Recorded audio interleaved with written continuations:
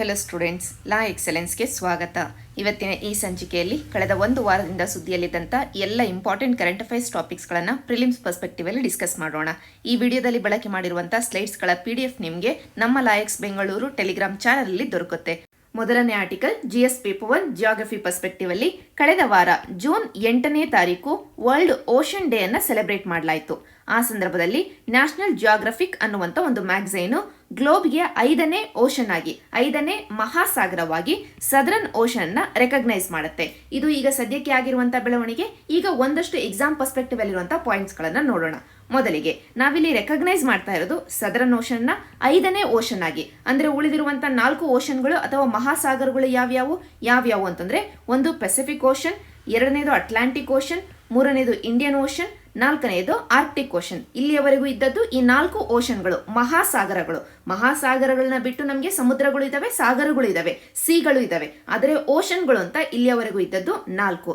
ಈಗ 5ನೇದಾಗಿ southern ocean ನ recognise ಮಾಡ್ತಿದೀವಿ. ಈ ಸದರನ್ ಓಷನ್ ನ ಈ ಹಿಂದೆ ಕೂಡ ಒಂದು ಡಿಸ್ಟಿಂಕ್ಟ್ ಬಾಡಿಯಾಗಿ ನಾವು ರೆಕಗ್ನೈಸ್ ಮಾಡಿದ್ವಿ. ಯಾವಾಗ ಅಂತಂದ್ರೆ 1937ರಲ್ಲಿ. ಯಾರು ರೆಕಗ್ನೈಸ್ ಮಾಡಿದ್ದು ಅಂತಂದ್ರೆ, ಆ ಸಂದರ್ಭದಲ್ಲಿ ಇಂಟರ್ನ್ಯಾಷನಲ್ ಹೈಡ್ರೋಗ್ರಾಫಿಕ್ ಆರ್ಗನೈಸೇಷನ್ ಅಂತ. ಈ ಆರ್ಗನೈಸೇಷನ್ ಹೆಸರನ್ನ ಒಂದು ಕಡೆ ನೋಟ್ ಡೌನ್ ಮಾಡ್ಕೊಳ್ಳಿ. International hydrographic organisation. ಇದಕ್ಕೆ ಇಂಡಿಯಾ ಕೂಡ ಮೆಂಬರ್ ನೇಷನ್ ಆಗಿದೆ. ಇದು ಈ ಹಿಂದೆ ಐಡೆಂಟಿಫೈ ಮಾಡಿತ್ತು ಈ ಸದರನ್ ಓಷನ್ ಅನ್ನೋದು ಒಂದು ಡಿಸ್ಟಿಂಕ್ಟ್ ರೀಜನ್ ಅಂತ 1937ರಲ್ಲಿ. ನಂತರ ಇದನ್ನ ವಾಪಸ್ಸು ರಿಪೀಲ್ ಮಾಡುತ್ತೆ 1953ರಲ್ಲಿ. ಈಗ ಸದ್ಯಕ್ಕೆ ನ್ಯಾಷನಲ್ ಜಿಯೋಗ್ರಫಿಕ್ ಅನ್ನುವಂಥ ಮ್ಯಾಗಝೈನ್ ಹೇಳ್ತಾ ಇದೆ, ನಾವು ಈ ಸದರನ್ ಓಷನ್ ನ ಮತ್ತೆ ರೆಕಗ್ನೈಸ್ ಮಾಡಬೇಕಾಗಿದೆ ಅಂತ. ಮತ್ತು ತಾನು ತನ್ನ ಕಡೆಯಿಂದ ವರ್ಲ್ಡ್ ಓಷನ್ ಡೇಯ ಹಿನ್ನೆಲೆಯಲ್ಲಿ ಈ ಸದರನ್ ಓಷನ್ ನ 5ನೇ ಮಹಾಸಾಗರವಾಗಿ ಐಡೆಂಟಿಫೈ ಮಾಡಿದೆ. ಸೊ ಮೊದಲನೇ ಪಾಯಿಂಟ್, ಈ ಸದರನ್ ಓಷನ್ ಈಗ ಭೂಮಿಯ 5ನೇ ಮಹಾಸಾಗರ ಆಗಿದೆ.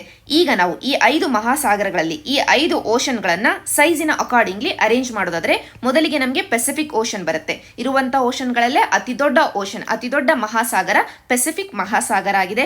ನಂತರ ಅಟ್ಲಾಂಟಿಕ್, ನಂತರ ಇಂಡಿಯನ್ ಓಷನ್, ನಂತರ ಈಗ ರೆಕಗ್ನೈಸ್ ಆಗಿರುವಂತಹ ಸದರನ್ ಓಷನ್, ನಂತರ ಆರ್ಕ್ಟಿಕ್ ಓಷನ್. ಈ 5ಅನ್ನು ಇದೇ ಆರ್ಡರ್ ಅಲ್ಲಿ ನೀವು ನೆನ್ಪಿಟ್ಕೊಳ್ಳಿ. NCERT ಅಲ್ಲಿ ಕೂಡ ಇದನ್ನ ಡಿಸ್ಕಸ್ ಮಾಡಲಾಗಿದೆ. ಸುಲಭವಾಗಿ ನೆನ್ಪಿಟ್ಕೊಳ್ಬಹುದು. ಒಂದು ಕೋಡ್ ಅನ್ನು ನೀವು ನೆನ್ಪಿಟ್ಕೊಳ್ಳಿ, ಪೈಸಾ ಅಂತ. Pacific, Atlantic, Indian Ocean, Southern Ocean, Arctic. Paisa ಅಂತ ನೆನ್ಪಿಟ್ಕೊಂಡ್ರೆ ಸೈಜಿನ ಅಕಾರ್ಡಿಂಗ್ಲಿ ನಿಮಗೆ ನೆನ್ಪಿಟ್ಕೊಳ್ಳಿಕ್ಕೆ ಆಗುತ್ತೆ. ಈಗ ನಾವು ಸದರನ್ ಓಷನ್ಗೆ ಬರೋಣ. ಸದರನ್ ಓಷನ್ ಎಲ್ಲಿದೆ ಅಂತಂದ್ರೆ, ಭೂಮಿಯ ಸದರನ್ ಹೆಮಿಸ್ಫಿಯರ್ ದಕ್ಷಿಣ ಗೋಳಾರ್ಧದಲ್ಲಿ 60 ಡಿಗ್ರಿ ಸೌತ್ ಅಕ್ಷಾಂಶ ಏನಿದೆ ಲ್ಯಾಟಿಟ್ಯೂಡ್, ಇದಾದ ನಂತರ ಇರುವಂತ ಎಂಟೈರ್ ಏರಿಯಾವನ್ನ ನಾವು ಸದರನ್ ಓಷನ್ ಅಂತ ಗುರುತಿಸ್ತೀವಿ. ಎಂಟೈರ್ ಏರಿಯಾದಲ್ಲಿ ಇಲ್ಲಿರುವಂತ ಈ ಮ್ಯಾಪ್ ಅಲ್ಲಿ ನೀವು ಅಬ್ಸರ್ವ್ ಮಾಡಿ, ಇಲ್ಲಿರುವಂತ ಒಂದಷ್ಟು ವಾಟರ್ ಬಾಡಿಯನ್ನ ಎಕ್ಸ್ಕ್ಲೂಡ್ ಮಾಡ್ತೀವಿ. ಅದು ಯಾವ್ದು ಅಂತಂದ್ರೆ, ಒಂದು ಡ್ರೇಕ್ ಪ್ಯಾಸೇಜ್, ಇನ್ನೊಂದು ಸ್ಕಾಟಿಯಾ ಸಿ ಅಂತ. 2 ವಾಟರ್ ಬಾಡಿಗಳು ನೀವಿಲ್ಲಿ ವಿಜುವಲೈಸ್ ಮಾಡ್ಕೊಳ್ಬಹುದು. ಸೌತ್ ಅಮೆರಿಕಾದಿಂದ ಇನ್ನು ಸೌತ್ಗೆ ಹೋಗಿದ್ದಾದ್ರೆ 60 ಡಿಗ್ರಿ ಸೌತ್ ಲ್ಯಾಟಿಟ್ಯೂಡ್ ಏನಿದೆ ಅಲ್ಲಿಗೆ ನಮಗೆ ಸಿಗುತ್ತವೆ ಈ 2 ವಾಟರ್ ಬಾಡಿಗಳು, ಡ್ರೇಕ್ ಪ್ಯಾಸೇಜ್ ಮತ್ತು ಸ್ಕಾಟಿಯಾ ಸಿ. ಎರಡನ್ನ ಬಿಟ್ರೆ ಉಳಿದಿರುವಂತ ಈ 60 ಡಿಗ್ರಿ ಸೌತ್ ಅಕ್ಷಾಂಶದಿಂದ ಸೌತ್ ಕಡೆಗೆ ಇರುವಂತ ಎಂಟೈರ್ ಏರಿಯಾವನ್ನ ನಾವು ಸದರನ್ ಓಷನ್ ಅಂತ ಕರಿತೀವಿ. ಈಗ ಈ ಸದರನ್ ಓಷನ್ ನ ಒಂದಷ್ಟು ಸ್ಪೆಷಾಲಿಟಿಗಳನ್ನ ನೋಡೋಣ.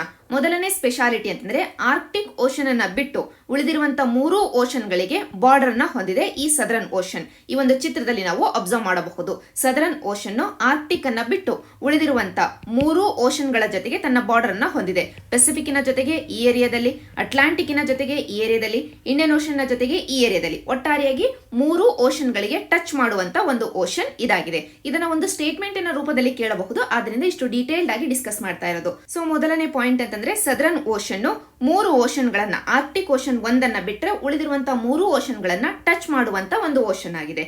ನಂತರ ಸದರನ್ ಓಷನ್ ತಾನು ಕಾಂಟಿನೆಂಟ್ ಗಳಿಂದ, ಭೂಭಾಗದಿಂದ ಸುತ್ತುವರಿಯೋದ್ರ ಬದಲಾಗಿ ತಾನೇ ಒಂದು ಭೂಭಾಗವನ್ನ ಕಂಪ್ಲೀಟ್ಲಿ ಸುತ್ತುವರೆದಿದೆ. ಈ ಅಂಟಾರ್ಕ್ಟಿಕಾ ಅನ್ನುವಂತ ಭೂಭಾಗವನ್ನ ಕಂಪ್ಲೀಟ್ಲಿ ತಾನು ಸುತ್ತುವರೆದಿದೆ. ಅದೇ ಇತರ ಓಷನ್ ಗಳನ್ನ ನಾವು ಅಬ್ಸರ್ವ್ ಮಾಡಿದ್ರೆ, ಈ ಚಿತ್ರದಲ್ಲಿ ನೀವು ಅಬ್ಸರ್ವ್ ಮಾಡಿ, ಅಟ್ಲಾಂಟಿಕ್ ಅನ್ನೇ ನಾವು ನೋಡಿದ್ರೆ ಸುತ್ತ ನಮಗೆ ಭೂಭಾಗ ಇದೆ. ಒಂದು ಕಡೆ ನಾರ್ತ್ ಅಮೆರಿಕಾ, ಇನ್ನೊಂದು ಕಡೆ ಸೌತ್ ಅಮೆರಿಕಾ, ಆಫ್ರಿಕಾ, ಯುರೋಪ್ ಎಲ್ಲ ಭೂಭಾಗಗಳು ಸುತ್ತುವರೆದಿವೆ ಅಟ್ಲಾಂಟಿಕ್ ಓಷನ್ ಅನ್ನ. ನಂತರ ಇಂಡಿಯನ್ ಓಷನ್ ನೋಡಿದ್ರೆ ಇಂಡಿಯನ್ ಸಬ್ ಕಾಂಟಿನೆಂಟ್ ಇದೆ, ಆಫ್ರಿಕಾ ಇದೆ. ಈ ರೀತಿಯಾಗಿ ಭೂಭಾಗಗಳು ಸುತ್ತುವರೆದಿವೆ. ಅಂದ್ರೆ ಕಾಂಟಿನೆಂಟ್ ಎಂಬ್ರೇಸ್ ಮಾಡ್ಕೊಂಡಿದ್ದಾವೆ ಇಲ್ಲಿ ಓಷನ್ ಅನ್ನ. ಅದೇ ರೀತಿಯಾಗಿ ಪೆಸಿಫಿಕ್ ಅನ್ನ ಕೂಡ ನೀವು ಅಬ್ಸರ್ವ್ ಮಾಡಬಹುದು. ಆದರೆ ನಮಗೆ ಸದರನ್ ಓಷನ್ ಹಾಗಲ್ಲ. ತಾನು ಭೂಭಾಗದಿಂದ, ಕಾಂಟಿನೆಂಟ್ ಇಂದ ಎಂಬ್ರೇಸ್ ಆಗುವುದರ ಬದಲಾಗಿ ತಾನೇ ಒಂದಷ್ಟು ಭೂಭಾಗವನ್ನ, ಇಲ್ಲಿರುವಂತ ಅಂಟಾರ್ಕ್ಟಿಕ್ ಅನ್ನುವಂತ ಭೂಭಾಗವನ್ನ ತಾನೇ ಎಂಬ್ರೇಸ್ ಮಾಡಿದೆ. ಇದು ಇದರ ಸ್ಪೆಷಾಲಿಟಿ ಅಂತಾನೆ ಹೇಳ್ತಿದ್ದಾರೆ. ನಂತರ ಇನ್ನೊಂದು ಸ್ಪೆಷಾಲಿಟಿ ಅಂತಂದ್ರೆ, ಈ ಸದರನ್ ಓಷನ್ ನ ಸುತ್ತ ನಮಗೆ ಒಂದು ಓಷಾನಿಕ್ ಕರೆಂಟ್ ಸುತ್ತೋದು ಕಂಡು ಬರುತ್ತೆ. ಅಂಟಾರ್ಕ್ಟಿಕ್ ಸರ್ಕಂ ಪೋಲಾರ್ ಕರೆಂಟ್ ಅಂತ. ಈ ಅಂಟಾರ್ಕ್ಟಿಕ್ ಸರ್ಕಂ ಪೋಲಾರ್ ಕರೆಂಟ್ ಅನ್ನೋದು ಇರುವಂತದ್ದು ಒಂದು ಕೋಲ್ಡ್ ಓಷಾನಿಕ್ ಕರೆಂಟ್ ಆಗಿದೆ. ಇದು ತನ್ನ ಸುತ್ತ ಇರುವಂತ ಈ ಸದರನ್ ಓಷನ್ ಸುತ್ತ ಇರುವಂತ Pacific ocean, Atlantic ocean, Indian ocean ಇವುಗಳಿಂದ ಸದರನ್ ಓಷನ್ ನ ಬೇರ್ಪಡಿಸುತ್ತೆ. ಸದರನ್ ಓಷನ್ ಇವತ್ತು ಯುನೀಕ್ ಆಗಿರೋದು ಈ ಅಂಟಾರ್ಕ್ಟಿಕ್ ಸರ್ಕಮ್ ಪೋಲಾರ್ ಕರೆಂಟ್ ಇಂದನೇ ಅಂತ ಹೇಳ್ತಾ ಇದ್ದಾರೆ. ಈ ಒಂದು ಅಂಟಾರ್ಕ್ಟಿಕ್ ಸರ್ಕಮ್ ಪೋಲಾರ್ ಕರೆಂಟ್ ಏನಿದೆ ಇದು ವೆಸ್ಟ್ ಇಂದ ಈಸ್ಟ್ ಕಡೆಗೆ ಹರಿತಾ ಇರುವಂತ ಓಷಾನಿಕ್ ಕರೆಂಟ್ ಆಗಿದೆ. ಈ ಚಿತ್ರದಲ್ಲಿ ಇನ್ನೂ ಡೀಟೇಲ್ಡ್ ಆಗಿ ನೀವು ಅಬ್ಸರ್ವ್ ಮಾಡಬಹುದು. ಇನ್ನು ಕ್ಲಿಯರ್ ಆಗಿ ನಮಗೆ ಕಾಣ್ತಾ ಇದೆ. ಇಲ್ಲಿ ಇದು ನಮಗೆ ಅಂಟಾರ್ಕ್ಟಿಕ್ ಆಗುತ್ತೆ.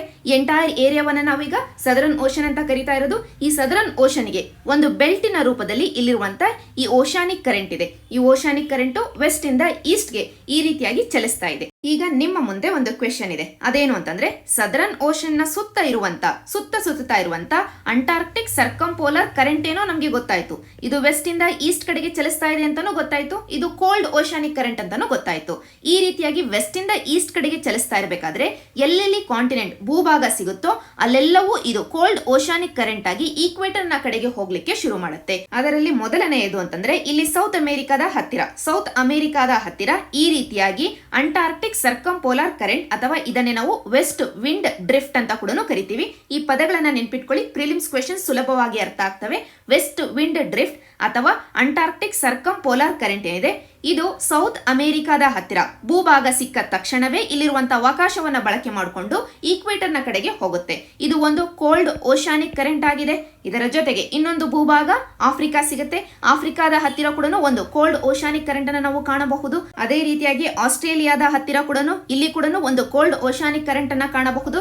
ಈಗ ನಿಮ್ಮ ಮುಂದೆ ಇರುವಂತ ಕ್ವೆಶನ್ ಅಂತಂದ್ರೆ ನೀವು ಓಷಾನಿಕ್ ಕರೆಂಟ್ ಚಾಪ್ಟರ್ ಅನ್ನ ತೆಗೆದು ಇಲ್ಲಿ ಇರುವಂತ ಓಷಾನಿಕ್ ಕರೆಂಟ್ ಗಳ ಹೆಸರುಗಳನ್ನ ಒಂದು ಬಾರಿ ಅಬ್ಸರ್ವ್ ಮಾಡಬೇಕು. ಇಲ್ಲಿ ಕೋಲ್ಡ್ ಓಷಾನಿಕ್ ಕರೆಂಟ್ ಗಳೇ ಹರಿತಾ ಇರೋದು. ಯಾಕೆಂತಂದ್ರೆ ಈ ವೆಸ್ಟ್ ವಿಂಡ್ ಡ್ರಿಫ್ಟ್ ಏನಿದೆ ಇದರ ಭಾಗ ಆಗಿ ಎಲ್ಲೆಲ್ಲಿ ಭೂಭಾಗ ಸಿಕ್ಕಿದೆಯೋ ಅಲ್ಲೆಲ್ಲ ಈ ಓಷಾನಿಕ್ ಕರೆಂಟ್ ಈಕ್ವೇಟರ್ ನ ಕಡೆಗೆ ಹರಿಲಿಕ್ಕೆ ಶುರು ಮಾಡುತ್ತೆ. ಈಗ ಈ ಕೋಲ್ಡ್ ಓಷಾನಿಕ್ ಕರೆಂಟ್ಗೆ ಸೌತ್ ಅಮೆರಿಕಾದ ಹತ್ತಿರ ಯಾವ ಹೆಸರಿನಿಂದ ಕರಿತೀವಿ, ಆಫ್ರಿಕಾದ ಹತ್ತಿರ ಯಾವ ಹೆಸರಿನಿಂದ ಕರಿತೀವಿ, ಆಸ್ಟ್ರೇಲಿಯಾದ ಹತ್ತಿರ ಯಾವ ಹೆಸರಿನಿಂದ ಕರಿತೀವಿ, ಈ ಮೂರು ಕೋಲ್ಡ್ ಓಷಾನಿಕ್ ಕರೆಂಟ್ ಗಳ ಹೆಸರನ್ನ ನೀವು ನನಗೆ ಕಮೆಂಟ್ ಸೆಕ್ಷನ್ ಅಲ್ಲಿ ಕೊಡಬೇಕು.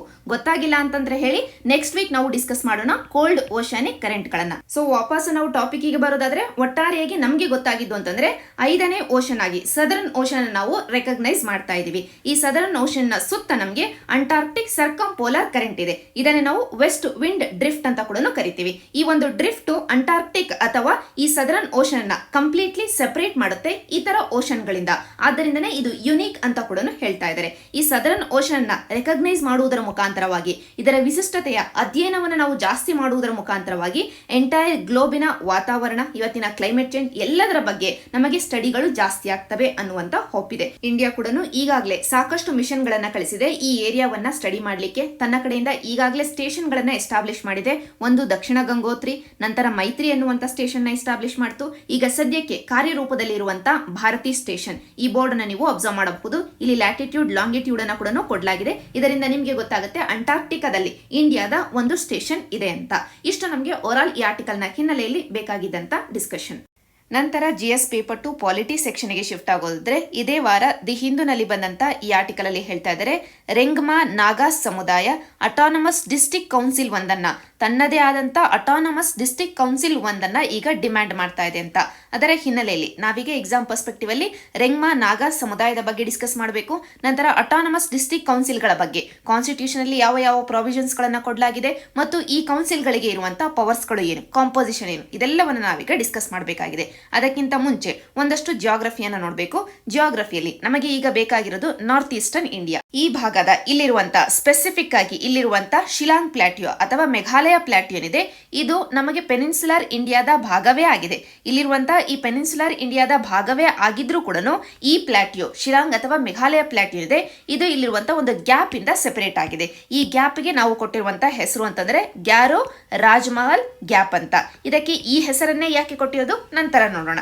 ಈಗ ಸದ್ಯಕ್ಕೆ ಶಿಲಾಂಗ್ ಪ್ಲಾಟ್ಯೂ ಅನ್ನೋದು ಪೆನಿನ್ಸುಲರ್ ಇಂಡಿಯಾದ ಭಾಗವೇ ಆಗಿದೆ, ಅದರ ಒಂದು ಗ್ಯಾಪ್ ಇಂದ ಸೆಪರೇಟ್ ಆಗಿದೆ. ಈ ಗ್ಯಾಪ್ ಇಂದ ಸೆಪರೇಟ್ ಆದ ನಂತರ ಈ ಶಿಲಾಂಗ್ ಪ್ಲಾಟ್ಯೂ ನಲ್ಲಿ ನಮಗೆ ಒಂದಷ್ಟು ಹಿಲ್ ರೇಂಜಸ್ ಸಿಗ್ತವೆ. ಈ ಹಿಲ್ ರೇಂಜಸ್ ಅನ್ನ ಒಂದು ಕಡೆ ನಾವು ಮ್ಯಾಪ್ ಅಲ್ಲಿ ಅಬ್ಸರ್ವ್ ಮಾಡೋದಾದ್ರೆ ಮೊದಲಿಗೆ ಈ ಮೇಘಾಲಯ ಪ್ಲಾಟ್ಯೂದಲ್ಲಿ ಗಾರೋ ಹಿಲ್ಸ್, ಕಾಸಿ ಹಿಲ್ಸ್, ಜೈಂತಿಯಾ ಹಿಲ್ಸ್, ಈ 3 ಹಿಲ್ ರೇಂಜಸ್ಗಳು ಬರ್ತವೆ. ಈ 3 ಹಿಲ್ ರೇಂಜಸ್ಗಳ ಈ ಮೇಘಾಲಯ ಪ್ಲಾಟ್ಯೂ ಏನಿದೆ ಇದೇ ಇವತ್ತಿನ ಮೇಘಾಲಯ ರಾಜ್ಯ ಆಗಿದೆ. ಎಲ್ಲವನ್ನ ನೀವು ಮ್ಯಾಪ್ ಅಲ್ಲಿ ಅಬ್ಸರ್ವ್ ಮಾಡಿ. ನಿಮ್ಮ ಹತ್ತಿರ ಇರುವಂತಹ ಅಟ್ಲಾಸ್ ಅನ್ನ ಓಪನ್ ಮಾಡಿ ಎಂಟೈರ್ ಏರಿಯಾವನ್ನ ಅಬ್ಸರ್ವ್ ಮಾಡಿ. ಸೊ ಮೊದಲಿಗೆ ಇಲ್ಲಿ ಗ್ಯಾರೋ ರಾಜ್ಮಹಲ್ ಗ್ಯಾಪ್ ಇಂದ ಸೆಪರೇಟ್ ಆದ ನಂತರ ನಮಗೆ ಸಿಗೋದು ಸೀರೀಸ್ ಅಲ್ಲಿ ಗ್ಯಾರೋ, ಕಾಸಿ, ಜೈಂತಿಯಾ ಹಿಲ್ ರೇಂಜಸ್. ಆದ್ದರಿಂದನೇ ಇಲ್ಲಿರುವಂತಹ ಈ ಗ್ಯಾಪ್ಗೆ ಗ್ಯಾರೋ ಅನ್ನುವಂತ ಹೆಸರು ಬಂದಿರೋದು. ಮತ್ತು ಈ ಗ್ಯಾಪ್ ಇಂದ ಇಲ್ಲಿ ಇತ್ತ ಕಡೆ ನಾವು ನೋಡಿದ್ರೆ ಇಲ್ಲಿ ನಮಗೆ ರಾಜ್ಮಹಲ್ ಹಿಲ್ಸ್ ಸಿಗ್ತವೆ. ಆದ್ದರಿಂದ ಇಲ್ಲಿರುವಂತ ಈ ಗ್ಯಾಪ್ ಅನ್ನ ಗ್ಯಾರೋ ರಾಜ್ಮಹಲ್ ಗ್ಯಾಪ್ ಅಂತ ಕರೀತಾರೆ. ಸೊ ಒಟ್ಟಾರೆಯಾಗಿ ಗ್ಯಾರೋ ರಾಜ್ಮಹಲ್ ಗ್ಯಾಪ್ ಇಂದ ಎಂಟೈರ್ ನಾರ್ತ್ ಈಸ್ಟರ್ನ್ ಇಂಡಿಯಾದ ಈ ಪ್ಲಾಟ್ಯೂ ಏರಿಯಾ ಏನಿದೆ ಇದು ಪೆನಿನ್ಸುಲರ್ ಇಂಡಿಯಾದಿಂದ ಸೆಪರೇಟ್ ಆಗಿದೆ. ಸೆಪರೇಟ್ ಆದ ನಂತರ ಈ ಗ್ಯಾಪಿನ ತಕ್ಷಣವೇ ನಮಗೆ ಸಿಗೋದು ಗ್ಯಾರೋ ಹಿಲ್ಸ್, ಕಾಸಿ ಹಿಲ್ಸ್, ಜೈಂತಿಯಾ ಹಿಲ್ಸ್. ಜೈಂತಿಯಾ ಹಿಲ್ಸಿನ ನಂತರ ಮತ್ತೆ ನಮಗೆ ಒಂದಷ್ಟು ಗ್ಯಾಪ್ ಸಿಗುತ್ತೆ. ಈ ಗ್ಯಾಪ್ಗೆ ಕಾರಣ ಅಂತಂದ್ರೆ ಇಲ್ಲಿ ಹರಿತಾ ಇರುವಂತ ನದಿಗಳು, ಇಲ್ಲಿರುವಂತ ಜಮುನಾ, ಖಲಾಂಗ್ ಈ ರೀತಿಯಾದಂತಹ ಸಣ್ಣ ಸಣ್ಣ ನದಿಗಳು ಈ ಪ್ಲಾಟ್ಯೂ ಅನ್ನ ಇನ್ನೊಂದಷ್ಟು ಹಿಲ್ಸ್ ಇಂದ ಸೆಪರೇಟ್ ಮಾಡಿದವೆ. ಈ ಇನ್ನೊಂದಷ್ಟು ಹಿಲ್ಸ್ ಯಾವ್ಯಾವು ಅಂತಂದ್ರೆ ಒಂದು ಮಿಕಿರ್ ಹಿಲ್ಸ್, ಇವನ್ನೇ ನಾವು ಕಾರ್ಬಿ ಹಿಲ್ಸ್ ಅಂತ ಕೂಡ ಕರಿತೀವಿ. ಜೊತೆಗೆ ರೆಗ್ಮಾ ಹಿಲ್ಸ್, ಕಾರ್ಬಿ ಹಿಲ್ಸ್, ರೆಗ್ಮಾ ಹಿಲ್ಸ್ ಈ ಎರಡನ್ನ ನೀವೀಗ ನೆನ್ಪಿಟ್ಕೊಳ್ಬೇಕಾಗಿದೆ. ಕಾರ್ಬಿ ಹಿಲ್ಸ್ ಅನ್ನೇ ಇನ್ನೊಂದು ಹೆಸರಿನಿಂದ ಮಿಕಿರ್ ಹಿಲ್ಸ್ ಅಂತ ಕೂಡ ಕರೀತಾರೆ. ಮಿಕಿರ್ ಹಿಲ್ಸ್ ಅಥವಾ ಕಾರ್ಬಿ ಹಿಲ್ಸ್ ಮತ್ತು ರೆಗ್ಮಾ ಹಿಲ್ಸ್ ಇವೆಲ್ಲವೂ ಲೊಕೇಟ್ ಆಗಿರೋದು ನಮಗೆ ಅಸ್ಸಾಂ ಅಲ್ಲಿ. ಅದೇ ಗಾರೋ, ಕಾಸಿ, ಜೈಂತಿಯಾ ಲೊಕೇಟ್ ಆಗಿರೋದು ಮೇಘಾಲಯದಲ್ಲಿ, ಮೇಘಾಲಯ ಪ್ಲಾಟ್ಯೂ ನಲ್ಲಿ. ಇಷ್ಟು ನಮಗೆ ಜಿಯೋಗ್ರಫಿ. ಈಗ ನಾವು ಪಾಲಿಟಿಗೆ ಬರೋಣ. ಪಾಲಿಟಿಯಲ್ಲಿ ನಮಗೆ ಇಲ್ಲಿ ಸುದ್ದಿಯಲ್ಲಿರುವಂತಹ ಸಮುದಾಯ ಅಂತಂದ್ರೆ ರೆಂಗ್ಮಾ ನಾಗಾ ಟ್ರೈಬ್ ಅಂತ. ಇದು ಒಂದು ನಾಗಾ ಬುಡಕಟ್ಟು ಸಮುದಾಯ ಆಗಿದೆ. ನಾಗಾಲ್ಯಾಂಡ್ ಅಲ್ಲಿ, ಅಸ್ಸಾಂ ಅಲ್ಲಿ, ಅರುಣಾಚಲ್ ಪ್ರದೇಶದಲ್ಲಿ ಕಂಡು ಬರುವಂತಹ ಸಮುದಾಯ ಇದಾಗಿದೆ, ರೆಂಗ್ಮಾ ನಾಗಾ ಟ್ರೈಬ್. ಇಲ್ಲಿ ಎಕ್ಸಾಮ್ ಪರ್ಸ್ಪೆಕ್ಟಿವ್ ಅಲ್ಲಿ ಒಂದು ಟ್ರೈಬಲ್ ಪೀಪಲ್ ಗಳನ್ನ, ಟ್ರೈಬ್ಗಳ ಹೆಸರುಗಳನ್ನ ಒಂದು ಕಡೆ ಕೊಟ್ಟು ಎಲ್ಲಿ ಕಂಡು ಬರ್ತಾರೆ ಈ ಜನ, ಈ ಬುಡಕಟ್ಟು ಸಮುದಾಯ ಎಲ್ಲಿ ಕಂಡು ಬರುತ್ತೆ ಅಂತ ಮ್ಯಾಚ್ ಮಾಡ್ಲಿಕ್ಕೆ ಕೇಳಬಹುದು. ಅಲ್ಲಿ ನಮಗೆ ರೆಂಗ್ಮಾ ನಾಗಾ ಟ್ರೈಬ್, ರೆಂಗ್ಮಾ ಟ್ರೈಬ್ ಅಂತ ಕೊಟ್ಟಾಗ ನಮಗೆ ಕನ್ಫ್ಯೂಸ್ ಆಗುವಂತ ಸಾಧ್ಯತೆ ಇದೆ. ಅದರಿಂದ ಬರೀ ರೆಂಗ್ಮಾ ಅಂತ ಕೊಟ್ಟಿದ್ರೂ ಕೂಡ ಇದು ಒಂದು ನಾಗಾ ಟ್ರೈಬ್ ಅಂತ ನಮಗೆ ನೆನಪಿರಬೇಕು. ಎಲ್ಲಿ ಕಂಡು ಬರುತ್ತೆ? ನಾಗಾಲ್ಯಾಂಡ್, ಅಸ್ಸಾಂ, ಅರುಣಾಚಲ್ ಪ್ರದೇಶ್ ಈ 3 ರಾಜ್ಯಗಳಲ್ಲಿ ಕಂಡು ಬರುವಂತ ಒಂದು ಬುಡಕಟ್ಟು ಸಮುದಾಯ ಈ ರೆಂಗ್ಮಾ ಟ್ರೈಬ್ ಆಗಿದೆ. ಜೊತೆಗೆ ನಾವು ಮ್ಯಾಪ್ ಅಲ್ಲಿ ಅಬ್ಸರ್ವ್ ಮಾಡಿದಂತ ಯಾವ ಒಂದು ಪಾಯಿಂಟ್ ಅನ್ನು ನೀವು ಮರೆಯಬಾರದು. ಯಾಕೆ ಅಂತಂದ್ರೆ ಇಲ್ಲಿರುವಂತಹ ಪಾಯಿಂಟ್ಸ್ ಗಳು ಒಂದು ರಾಜ್ಮಹಲ್ ಗ್ಯಾರೋ ಗ್ಯಾಪ್ ಆಗಿರಬಹುದು, ಶಿಲಾಂಗ್ ಪ್ಲಾಟ್ಯೂ ನಲ್ಲಿರುವಂತಹ ಹಿಲ್ ರೇಂಜಸ್ ಆಗಿರಬಹುದು, ಮಿಕಿರ್ ರೆಗ್ಮಾ ಹಿಲ್ಸ್ ಆಗಿರಬಹುದು, ನಡುವೆ ಹರಿತಾ ಇರುವಂತಹ ನದಿಗಳು ಆಗಿರಬಹುದು. ಎಲ್ಲವುಗಳಲ್ಲಿ ಯಾವ ಒಂದು ಪಾಯಿಂಟ್ ಅನ್ನಾದ್ರೂ ಇಲ್ಲಿ ನಮಗೆ ಮ್ಯಾಪಿಂಗ್ ಪರ್ಸ್ಪೆಕ್ಟಿವ್ ಅಲ್ಲಿ UPSC ಪ್ರಿಲಿಮ್ಸ್ ಅಲ್ಲಿ ಕೇಳಬಹುದು. ಈಗಾಗಲೇ ನಾಗಾಲ್ಯಾಂಡ್ ಅಲ್ಲಿರುವಂತಹ ಸಾರಮತಿ ಪೀಕ್ ಅನ್ನ ಕೇಳಲಾಗಿದೆ. ಈಗಾಗಲೇ ಮಿಜೋರಾಂ ಅಲ್ಲಿರುವಂತಹ ಬ್ಲೂ ಮೌಂಟೇನ್ ಪೀಕ್ ಅನ್ನ ಕೇಳಲಾಗಿದೆ. ಆದ್ದರಿಂದ ನಾರ್ತ್ ಈಸ್ಟರ್ನ್ ಇಂಡಿಯಾದ ಮ್ಯಾಪಿಂಗ್ ನಮಗೆ ವೆರಿ ಇಂಪಾರ್ಟೆಂಟ್. ಆದ್ದರಿಂದ ಈಗ ನಾವೇನು ಮ್ಯಾಪ್ ಅಲ್ಲಿ ಅಬ್ಸರ್ವ್ ಮಾಡಿದ್ವಿ ಅಷ್ಟನ್ನು ನೀವು ನೆನ್ಪಿಟ್ಕೊಳ್ಬೇಕು. ನಂತರ ವಾಪಸ್ಸು ರೆಂಗ್ಮಾ ಟ್ರೈಬ್ಗೆ ಬರೋದಾದ್ರೆ ಇದು ನಾಗಾ ಬುಡಕಟ್ಟು ಸಮುದಾಯಗಳಲ್ಲಿ ಒಂದು ಬುಡಕಟ್ಟು ಸಮುದಾಯ ಆಗಿದೆ. ಇದರ ಬಗ್ಗೆ, ಈ ಬುಡಕಟ್ಟು ಸಮುದಾಯದ ಬಗ್ಗೆ ಮೊದಲ ಅಫಿಷಿಯಲ್ ರೆಕಾರ್ಡ್ ನಮಗೆ ಸಿಗೋದು 1855 ಅಲ್ಲಿ. ಆ ಸಂದರ್ಭದಲ್ಲಿ ಬ್ರಿಟಿಷ್ ಆಫೀಸರ್ ಆಗಿದ್ದಂತ ಮೇಜರ್ ಜಾನ್ ಬಟ್ಲರ್ ಅವರು ಮೊದಲ ಬಾರಿಗೆ ಅಫಿಷಿಯಲ್ ರೆಕಾರ್ಡಿಂಗ್ ಅನ್ನ ಮಾಡ್ತಾರೆ ಈ ಒಂದು ಟ್ರೈಬಲ್ ಪೀಪಲ್ ನ ಬಗ್ಗೆ. ಇವರ ಬಗ್ಗೆ ಅವರು ಹೇಳೋದು ಅಂತಂದ್ರೆ ಅಸ್ಸಾಮಿನ ಕಾರ್ಬಿ ಹಿಲ್ಸ್, ನಾವೇನು ಈಗ ತಾನೇ ಮ್ಯಾಪ್ ಅಲ್ಲಿ ನೋಡಿದ್ವಿ ಕಾರ್ಬಿ ಹಿಲ್ಸ್ ಅಥವಾ ಮಿಕಿರ್ ಹಿಲ್ಸ್, ಇಲ್ಲಿ ಇವರು ಸ್ಟೇ ಆಗಿದ್ದಾರೆ. ಈಗ ಸದ್ಯಕ್ಕೆ ಇವರನ್ನ ಇಲ್ಲಿ ಕಾಣಬಹುದು, ಅಸ್ಸಾಮಿನ ಈ ಒಂದು ಏರಿಯಾದಲ್ಲಿ ಕಾಣಬಹುದು ಅಂತ ಅವರು ಅಫಿಷಿಯಲ್ ರೆಕಾರ್ಡ್ ಅಲ್ಲಿ ರೆಕಾರ್ಡ್ ಮಾಡ್ಕೊಳ್ತಾರೆ. ಜೊತೆಗೆ ಅವರೇ ಹೇಳ್ತಾರೆ ಈ ರೆಂಗ್ಮಾ ಟ್ರೈಬಲ್ ಪೀಪಲ್ ನಾಗಾಲ್ಯಾಂಡ್ ಇಂದ, ನಾಗಾ ಹಿಲ್ಸ್ ಇಂದ, ನಾಗಾಲ್ಯಾಂಡಿನ ನಾಗಾ ಹಿಲ್ಸ್ ಇಂದ ಮೈಗ್ರೇಟ್ ಆಗಿ ಅಸ್ಸಾಮಿನ ಈ ಏರಿಯಾಕ್ಕೆ ಬಂದಿದ್ದಾರೆ. ಕಾರ್ಬಿ ಆಂಗ್ಲಾಂಗ್ ಏರಿಯಾಕ್ಕೆ ಬಂದು ಕಾರ್ಬಿ ಹಿಲ್ಸ್ ಅಥವಾ ಮಿಕಿರ್ ಹಿಲ್ಸ್ ಏನಿದೆ ಇಲ್ಲಿ ಸೆಟಲ್ ಆಗಿದ್ದಾರೆ. ಸೆಟಲ್ ಆಗುವುದರ ಜೊತೆಗೆ ತಮ್ಮ ಒರಿಜಿನಲ್ ಟ್ರೈಬಲ್ ಕಸ್ಟಮ್ಸ್ ಏನಿತ್ತು ನಾಗಾಲ್ಯಾಂಡ್ ಅಲ್ಲಿ ಅದೆಲ್ಲವನ್ನ ಬಿಟ್ಟು ಈ ಹೊಸ ಸ್ಥಳದ ಹೊಸ ಕಸ್ಟಮ್ಸ್ ಅನ್ನ ಇವರು ಅಡಾಪ್ಟ್ ಮಾಡ್ಕೊಂಡಿದ್ದಾರೆ.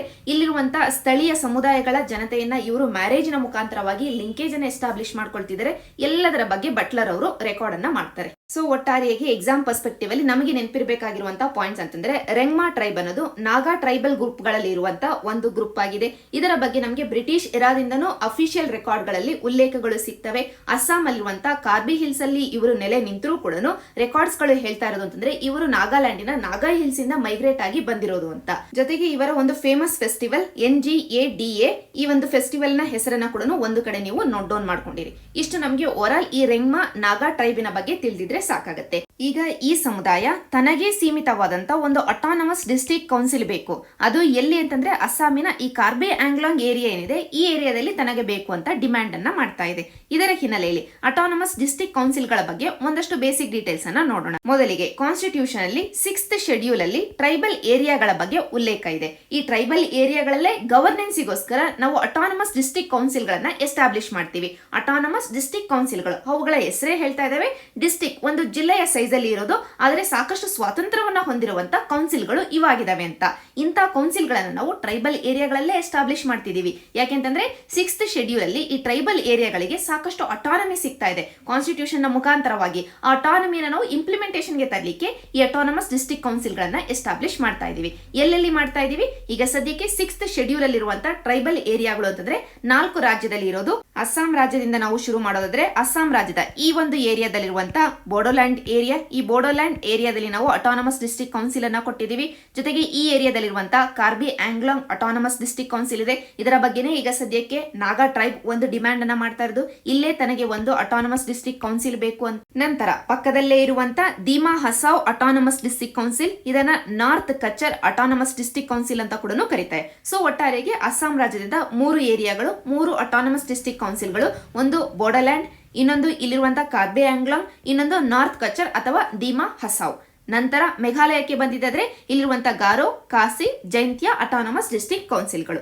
ನಂತರ ತ್ರಿಪುರಾ ರಾಜ್ಯಕ್ಕೆ ಬಂದಿದ್ದಾದ್ರೆ ಇಲ್ಲಿರುವಂತಹ ತ್ರಿಪುರಾ ಅಟಾನಮಸ್ ಡಿಸ್ಟ್ರಿಕ್ಟ್ ಕೌನ್ಸಿಲ್. ನಂತರ ಮಿಜೋರಾಂಗೆ ಬಂದಿದ್ದಾದ್ರೆ ಮತ್ತೆ ನಮಗೆ 3 ಏರಿಯಾಗಳು ಸಿಗ್ತವೆ, ಚಕ್ಮಾ ಅಟಾನಮಸ್ ಡಿಸ್ಟ್ರಿಕ್ಟ್ ಕೌನ್ಸಿಲ್, ಲಾಯಾ, ಮಾರಾ, ಈ ರೀತಿಯಾಗಿ 3 ಕೌನ್ಸಿಲ್ಗಳು ಸಿಗ್ತವೆ. ಸೊ ಒಟ್ಟಾರೆಯಾಗಿ 4 ರಾಜ್ಯಗಳಲ್ಲಿ ನಮಗೆ ಅಟಾನಮಸ್ ಡಿಸ್ಟ್ರಿಕ್ಟ್ ಕೌನ್ಸಿಲ್ಗಳು ಸಿಗೋದು, 4 ರಾಜ್ಯಗಳಲ್ಲಿ ನಮಗೆ ಟ್ರೈಬಲ್ ಏರಿಯಾಗಳು ಸಿಗೋದು.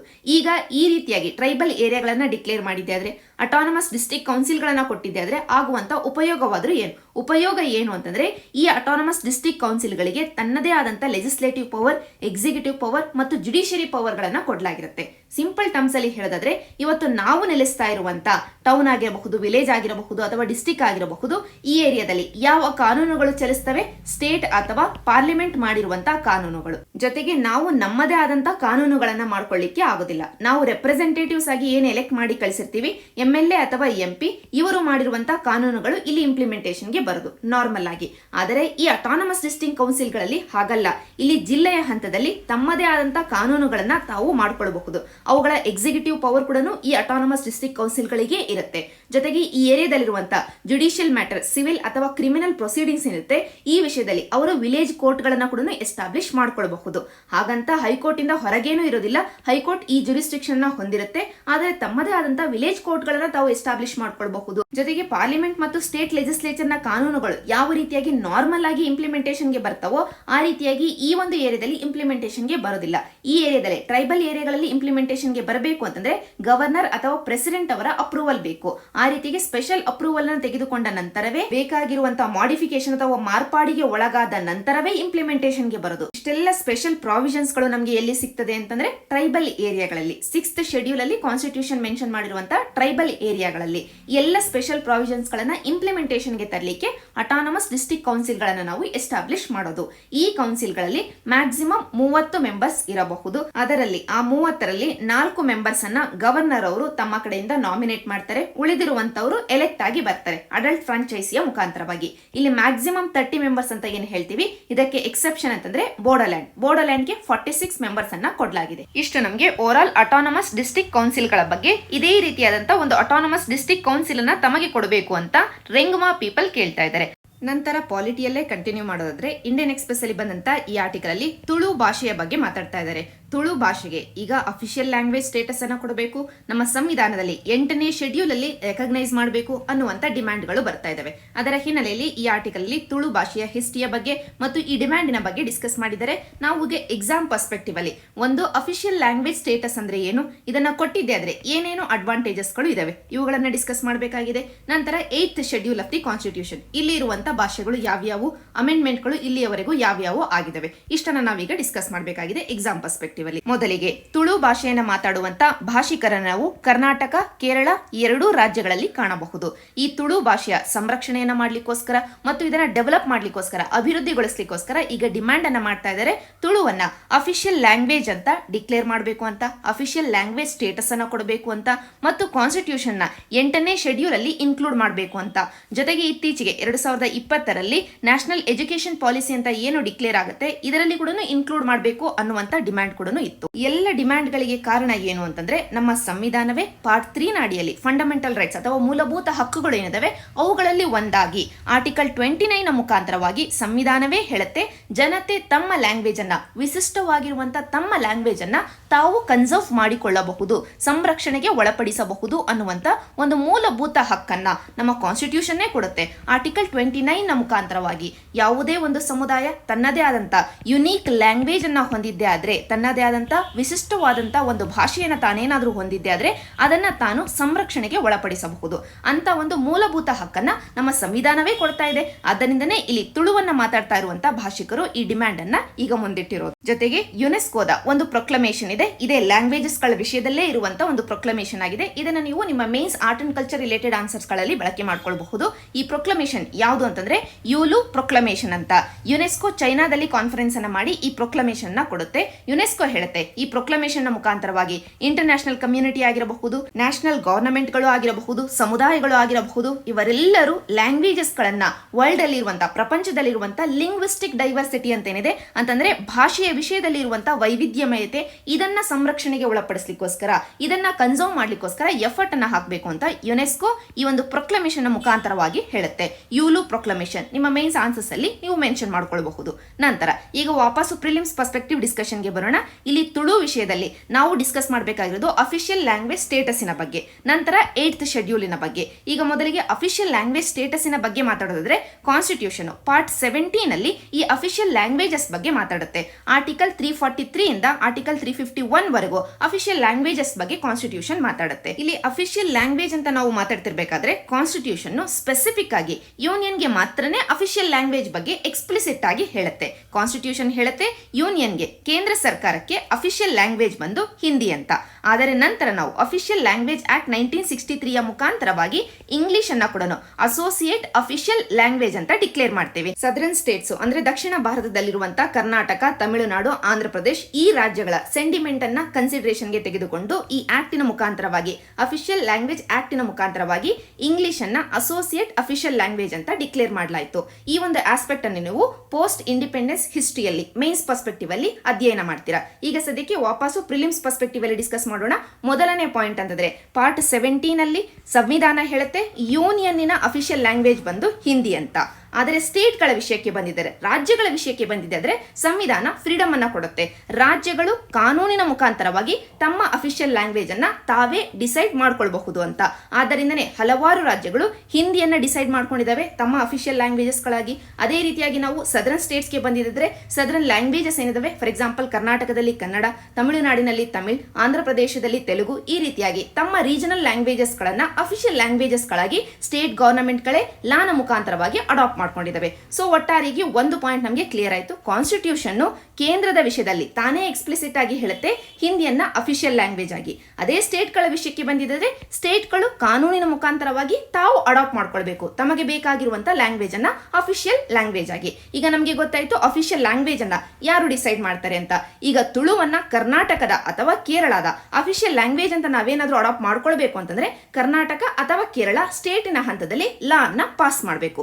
ಇದು ಒಂದು ಪಾಯಿಂಟ್ ಆಯ್ತು. ಈಗ 8th ಶೆಡ್ಯೂಲ್ಗೆ ಬರೋಣ. ಕಾನ್ಸ್ಟಿಟ್ಯೂಷನ್ ಅಲ್ಲಿ 8th ಶೆಡ್ಯೂಲಿನ ಉದ್ದೇಶ ಏನು ಅಂತಂದ್ರೆ ಪಾರ್ಟ್ 17 ಅಲ್ಲಿ ನಮ್ಮ ಕಾನ್ಸ್ಟಿಟ್ಯೂಷನ್ ಏನು ಅಫಿಷಿಯಲ್ ಲ್ಯಾಂಗ್ವೇಜಸ್ ಬಗ್ಗೆ ಡಿಸ್ಕಸ್ ಮಾಡುತ್ತೆ, ಆರ್ಟಿಕಲ್ 343 ಇಂದ ಆರ್ಟಿಕಲ್ 351 ವರೆಗೂ. ಆ ಸಂದರ್ಭದಲ್ಲಿ ಅಫಿಷಿಯಲ್ ಲ್ಯಾಂಗ್ವೇಜಸ್ ಅಂತ ಹೇಳ್ತಿರ್ಬೇಕಾದ್ರೆ ಯಾವ ಯಾವ ಭಾಷೆಗಳನ್ನ ನಾವು ಅಫಿಷಿಯಲ್ ಲ್ಯಾಂಗ್ವೇಜಸ್ ಅಂತ ಹೇಳ್ತಾ ಇದೀವಿ, ಆ ಭಾಷೆಗಳ ಲಿಸ್ಟ್ ಅನ್ನ ಆರ್ಟಿಕಲ್ ಗಳಲ್ಲಿ ಕೊಡುವುದರ ಬದಲಾಗಿ ಸೆಪರೇಟ್ ಆಗಿ ಶೆಡ್ಯೂಲಿನ ಮುಖಾಂತರವಾಗಿ ಕಾನ್ಸ್ಟಿಟ್ಯೂಷನ್ ಲಿಸ್ಟ್ ಮಾಡಿ ಕೊಡುತ್ತೆ. ಸೊ 8th ಶೆಡ್ಯೂಲ್ ಯಾವುದರ ಬಗ್ಗೆ ಮಾತಾಡುತ್ತೆ, ಯಾವುದರ ಬಗ್ಗೆ ಅಂತಂದ್ರೆ ಕಾನ್ಸ್ಟಿಟ್ಯೂಷನ್ ಅಲ್ಲಿ ಪಾರ್ಟ್ 17 ಅಲ್ಲಿ ಇರುವಂತಹ ಆರ್ಟಿಕಲ್ 344 ಏನಿದೆ ಅಲ್ಲಿ ನಾವು ಮಾತಾಡ್ತಾ ಇರಬೇಕಾದ್ರೆ ಮತ್ತು ಆರ್ಟಿಕಲ್ 351 ಅಲ್ಲಿ ಮಾತಾಡ್ತಾ ಇರಬೇಕಾದ್ರೆ ನಮಗೆ ಏನು ಅಫಿಷಿಯಲ್ ಲ್ಯಾಂಗ್ವೇಜಸ್ ಗಳ ಬಗ್ಗೆ ಡೀಟೇಲ್ಸ್ ಬೇಕು, ಆ ಅಫಿಷಿಯಲ್ ಲ್ಯಾಂಗ್ವೇಜಸ್ ಗಳ ಲಿಸ್ಟ್ ನಮಗೆ 8th ಶೆಡ್ಯೂಲ್ ಅಲ್ಲಿ ಸಿಗುತ್ತೆ. ಸೊ 8th ಶೆಡ್ಯೂಲ್ ನಮಗೆ ಅಫಿಷಿಯಲ್ ಲ್ಯಾಂಗ್ವೇಜಸ್ ಗಳ ಲಿಸ್ಟ್ ಅನ್ನ ಕೊಡುತ್ತೆ. ಆ ಲಿಸ್ಟ್ ಅನ್ನ ಇಲ್ಲಿ ಕೊಡಲಾಗಿದೆ. ಒರಿಜಿನಲಿ ನಾವು ಕಾನ್ಸ್ಟಿಟ್ಯೂಷನ್ಗೆ ಹೋಗಿದ್ರೆ, ಒರಿಜಿನಲ್ ಕಾನ್ಸ್ಟಿಟ್ಯೂಷನ್ಗೆ ಹೋಗಿದ್ರೆ 14 ಲ್ಯಾಂಗ್ವೇಜಸ್ ಗಳು ಸಿಗ್ತವೆ. ನಂತರ 3 ಬಾರಿ ನಾವು ಅಮೆಂಡ್ ಮಾಡ್ತೀವಿ. ಅಮೆಂಡ್ಮೆಂಟಿನ ಮುಖಾಂತರವಾಗಿ 3 ಬಾರಿ ನಾವು ಹಲವಾರು ಲ್ಯಾಂಗ್ವೇಜಸ್ಗಳನ್ನು ಆಡ್ ಮಾಡ್ತೀವಿ ನಮ್ಮ ಕಾನ್ಸ್ಟಿಟ್ಯೂಷನ್ಗೆ. ಇದರ ಬಗ್ಗೆ ನಿಮಗೆ ಇನ್ ಡೀಟೇಲ್ ಡಿಸ್ಕಷನ್ ಲಕ್ಷ್ಮೀಕಾಂತ್ ಅಲ್ಲಿ ಸಿಗುತ್ತೆ.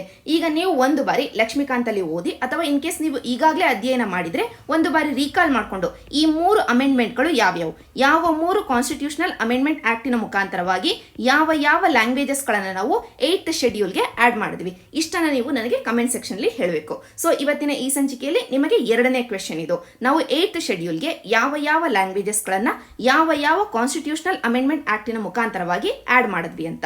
ಸೊ ಈ ಪಾಯಿಂಟ್ ನಮಗೆ ಮುಗ್ದೋಯ್ತು 8th ಶೆಡ್ಯೂಲಿನ ಬಗ್ಗೆ. ಈಗ ತುಳು ಲ್ಯಾಂಗ್ವೇಜ್ಗೆ ಅಫಿಷಿಯಲ್ ಲ್ಯಾಂಗ್ವೇಜ್ ಸ್ಟೇಟಸ್ ಅನ್ನ ಕೊಡಬೇಕು. ಅದಕ್ಕೋಸ್ಕರ ಮೊದಲಿಗೆ 8th ಶೆಡ್ಯೂಲ್ಗೆ ನಾವು ಆಡ್ ಮಾಡಬೇಕು.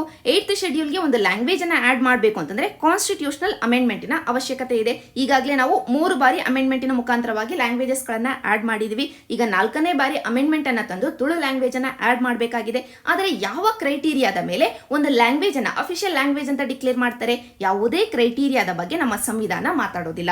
Very important. ಇದನ್ನೇ ಒಂದು ಸ್ಟೇಟ್ಮೆಂಟ್ ಆಗಿ UPSC ಪ್ರಿಲಿಮ್ಸ್ ಅಲ್ಲಿ ಕೇಳಬಹುದು.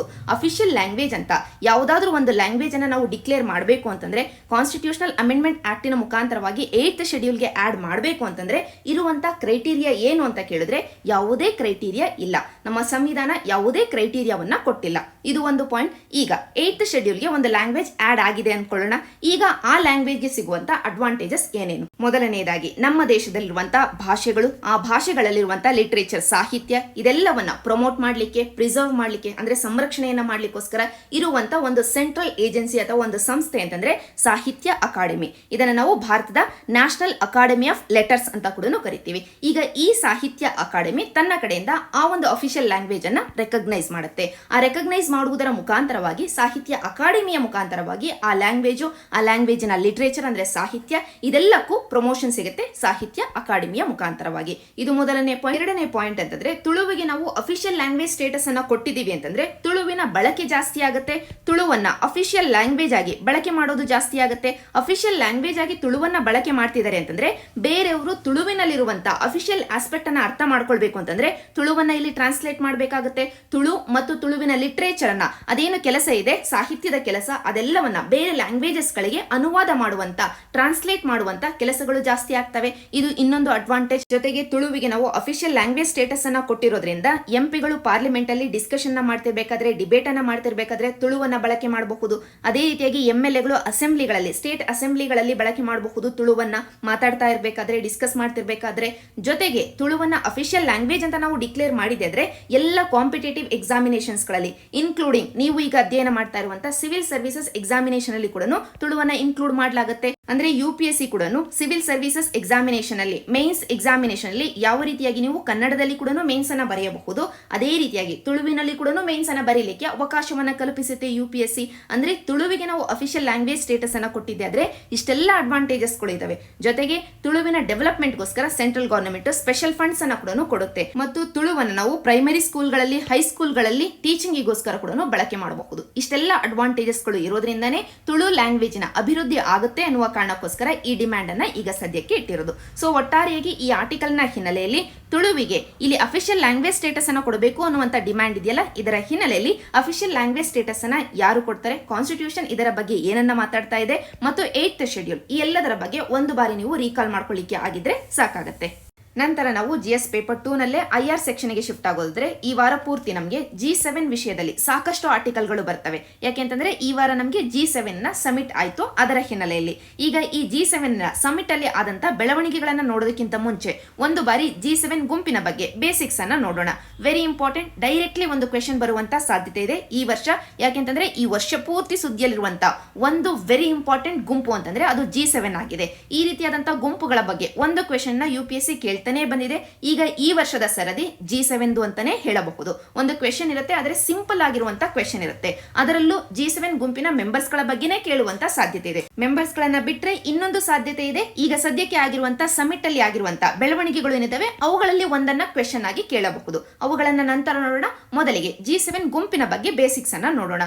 ಮೊದಲಿಗೆ ಈ G7 ಗುಂಪಿನಲ್ಲಿರುವಂತ ಮೆಂಬರ್ ನೇಷನ್ಸ್ ಅಂತಂದ್ರೆ ನಾರ್ತ್ ಅಮೆರಿಕನ್ ಕಾಂಟಿನೆಂಟ್ ಇಂದ ಕೆನಡಾ ಮತ್ತು USA. ಅದೇ ರೀತಿಯಾಗಿ ಯುರೋಪ್ ಇಂದ 4 ಕಂಟ್ರೀಸ್, UK, ಫ್ರಾನ್ಸ್, ಜರ್ಮನಿ ಮತ್ತು ಇಟಲಿ. ಈಗ ಸದ್ಯಕ್ಕೆ ಸಮಿಟ್ ಆಗಿರೋದು UK ನಲ್ಲಿ.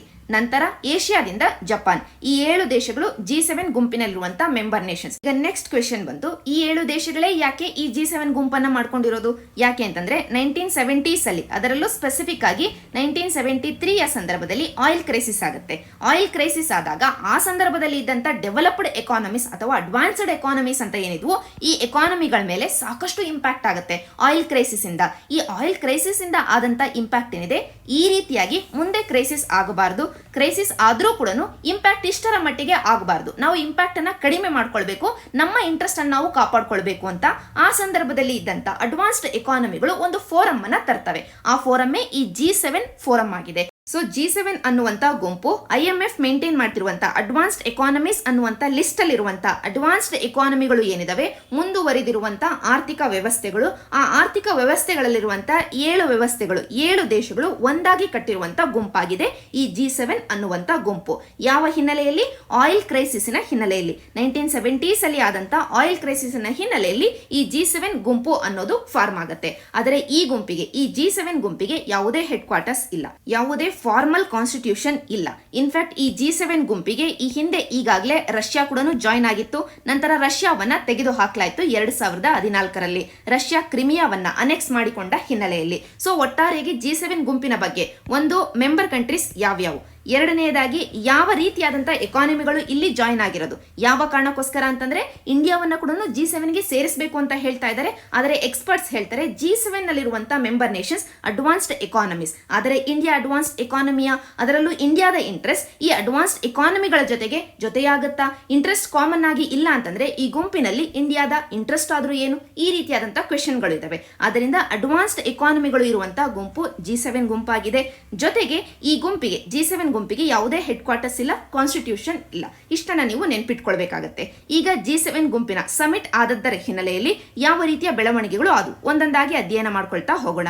ಮೊದಲಿಗೆ ಗ್ಲೋಬಲ್ ಮಿನಿಮಮ್ ಕಾರ್ಪೊರೇಟ್ ಟ್ಯಾಕ್ಸ್ ರೇಟಿನ ಬಗ್ಗೆ, ಈ ಒಂದು ಇನಿಷಿಯೇಟಿವ್ ನ ಬಗ್ಗೆ ಡಿಸ್ಕಸ್ ಮಾಡಲಾಗಿದೆ. ಇದರ ಬಗ್ಗೆ ಈಗಾಗಲೇ ಈ ಹಿಂದಿನ ವೀಕ್ಲಿ ಕರೆಂಟ್ ಅಫೇರ್ಸ್ ಅಲ್ಲಿ ನಾವು ಡಿಸ್ಕಸ್ ಮಾಡಿರೋದ್ರಿಂದ ಮತ್ತೆ ಡಿಸ್ಕಸ್ ಮಾಡೋದು ಬೇಡ. ನೆಕ್ಸ್ಟ್ ಆಸ್ಪೆಕ್ಟ್ ಈ ವರ್ಷದ G7 ಸಮಿಟ್ ಅಲ್ಲಿ ಡಿಸ್ಕಸ್ ಮಾಡಿದ್ದು ಅಂತಂದ್ರೆ ಡೆಮೋಕ್ರಸಿಸ್ 11 ಅನ್ನುವಂತ ಒಂದು ಆಸ್ಪೆಕ್ಟಿನ ಬಗ್ಗೆ. ಡೆಮೋಕ್ರಸಿಸ್ 11 ಅನ್ನೋದು ಒಂದು ಇನಿಷಿಯೇಟಿವ್. ಈ ಇನಿಷಿಯೇಟಿವ್ ನಡಿಯಲ್ಲಿ ಓಪನ್ ಸೊಸೈಟಿಗಳನ್ನ ಪ್ರಮೋಟ್ ಮಾಡಬೇಕು. Freedom of speech and expression, walk ಸ್ವಾತಂತ್ರ್ಯ, ಅಭಿವ್ಯಕ್ತಿ ಸ್ವಾತಂತ್ರ್ಯ, ಅದು ಆನ್ಲೈನ್ ಫೋರಂ ಅಲ್ಲಿ ಆಗಿರಬಹುದು, ಆಫ್ಲೈನ್ ಅಲ್ಲಿ ಆಗಿರಬಹುದು, ಅಭಿವ್ಯಕ್ತಿ ಸ್ವಾತಂತ್ರ್ಯದ ಬಗ್ಗೆ, freedom of speech and expression ನಾವು ಪ್ರಮೋಟ್ ಮಾಡಬೇಕು ಅಂತ ಓಪನ್ ಸೊಸೈಟಿಗಳು ನಾವು ಆಗಬೇಕು, ಮುಕ್ತ ಸಮಾಜಗಳು ನಾವು ಆಗಬೇಕು ಅನ್ನೋದ್ರ ಬಗ್ಗೆ ಈ ಡೆಮೋಕ್ರಸಿಸ್ 11 ಅನ್ನುವಂತ ಇನಿಷಿಯೇಟಿವ್ ಮಾತಾಡುತ್ತೆ. ಸೊ ಡೆಮೋಕ್ರಸಿಸ್ 11 ಅನ್ನೋದು G7 ಗುಂಪಿನ ಒಂದು ಇನಿಷಿಯೇಟಿವ್ ಆಗಿದೆ. ಇದು ಮಾತಾಡ್ತಾ ಇರೋದು ಡೆಮೋಕ್ರಸಿಯ ಬಗ್ಗೆ, ಓಪನ್ ಸೊಸೈಟಿಯ ಬಗ್ಗೆ, freedom of speech and expression ನ ಬಗ್ಗೆ. ಯಾಕೆಂತಂದ್ರೆ freedom of speech and expression ಅನ್ನೋದು ಡೆಮೋಕ್ರಸಿಯ, ಪ್ರಜಾಪ್ರಭುತ್ವದ ಒಂದು ಇಂಪಾರ್ಟೆಂಟ್ ಪಿಲ್ಲರ್ ಆಗುತ್ತೆ, ಅದಕ್ಕೋಸ್ಕರ.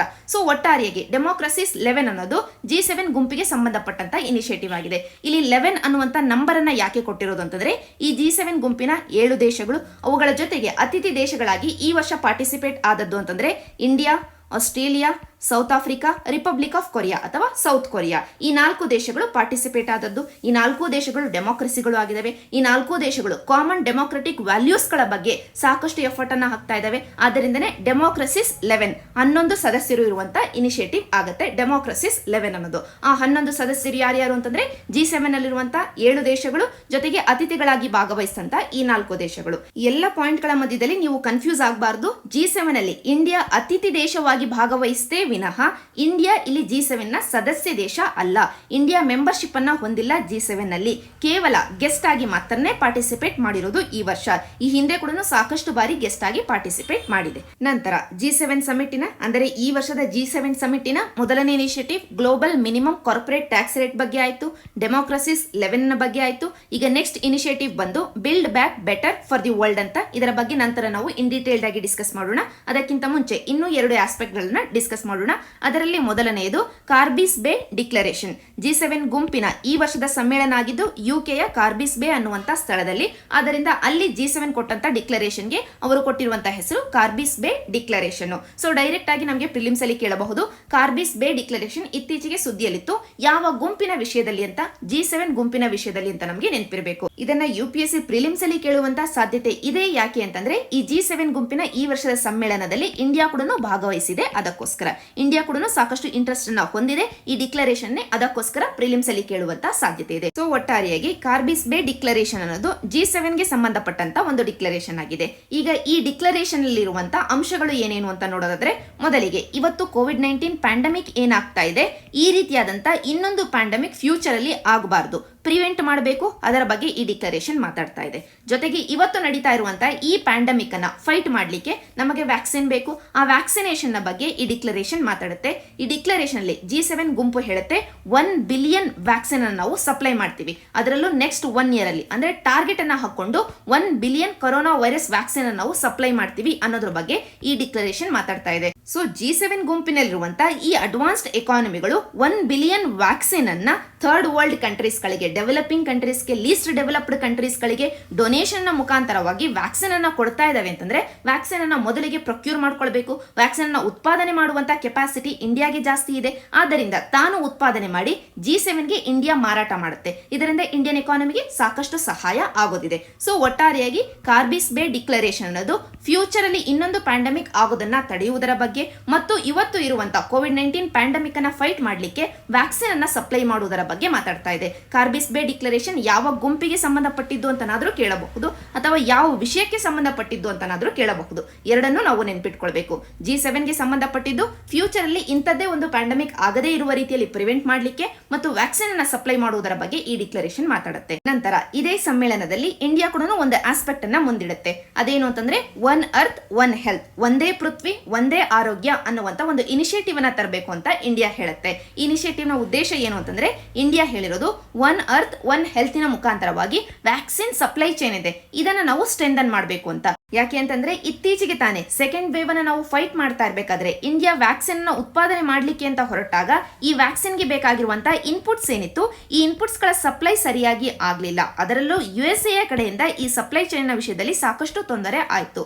ಅದರ ಹಿನ್ನೆಲೆಯಲ್ಲಿ ವ್ಯಾಕ್ಸಿನ್ ನ ಉತ್ಪಾದನೆ ಮಾಡುವಂತಹ ಕೆಪಾಸಿಟಿ ಏನೋ ನಮಗೆ ಇದೆ, ಆದರೆ ಅದಕ್ಕೆ ಬೇಕಾಗಿರುವಂತಹ ರಾ ಮಟೀರಿಯಲ್ ಸಪ್ಲೈ ಚೈನ್ ಇದೆ, ಇದನ್ನ ಸ್ಟ್ರೆಂಥನ್ ಮಾಡಬೇಕು ಅನ್ನುವಂತ ಹಿನ್ನೆಲೆಯಲ್ಲಿ ಇಂಡಿಯಾ ಈ ಒಂದು ಆಸ್ಪೆಕ್ಟ್ ಅನ್ನ ಮುಂದಿಟ್ಟಿದೆ. G7 ಗುಂಪಿನಲ್ಲಿ ಇಂಡಿಯಾ ಪ್ರಪೋಸ್ ಮಾಡಿರುವಂತಹ concept one earth one health ಅನ್ನುವಂತ ಕಾನ್ಸೆಪ್ಟ್, ಇದು ಯಾವ ವಿಷಯದ ಬಗ್ಗೆ ಮಾತಾಡ್ತಾ ಇದೆ ಅಂತಂದ್ರೆ ವ್ಯಾಕ್ಸಿನ್ ಸಪ್ಲೈ ಚೈನ್ ನ ಬಗ್ಗೆ ಮಾತಾಡ್ತಾ ಇದೆ. ಸೊ ಒಟ್ಟಾರೆಯಾಗಿ ಈ ವರ್ಷದ G7 ಗುಂಪಿನ ಸಮ್ಮೇಳನದಲ್ಲಿ ನಡೆದಂತ 5 ಪ್ರಮುಖ ಅಂಶಗಳು, 5 ಪ್ರಮುಖ ಬೆಳವಣಿಗೆಗಳು ಅಂತಂದ್ರೆ ಈ 5 ನಾವು ಲಿಸ್ಟ್ ಮಾಡಬಹುದು.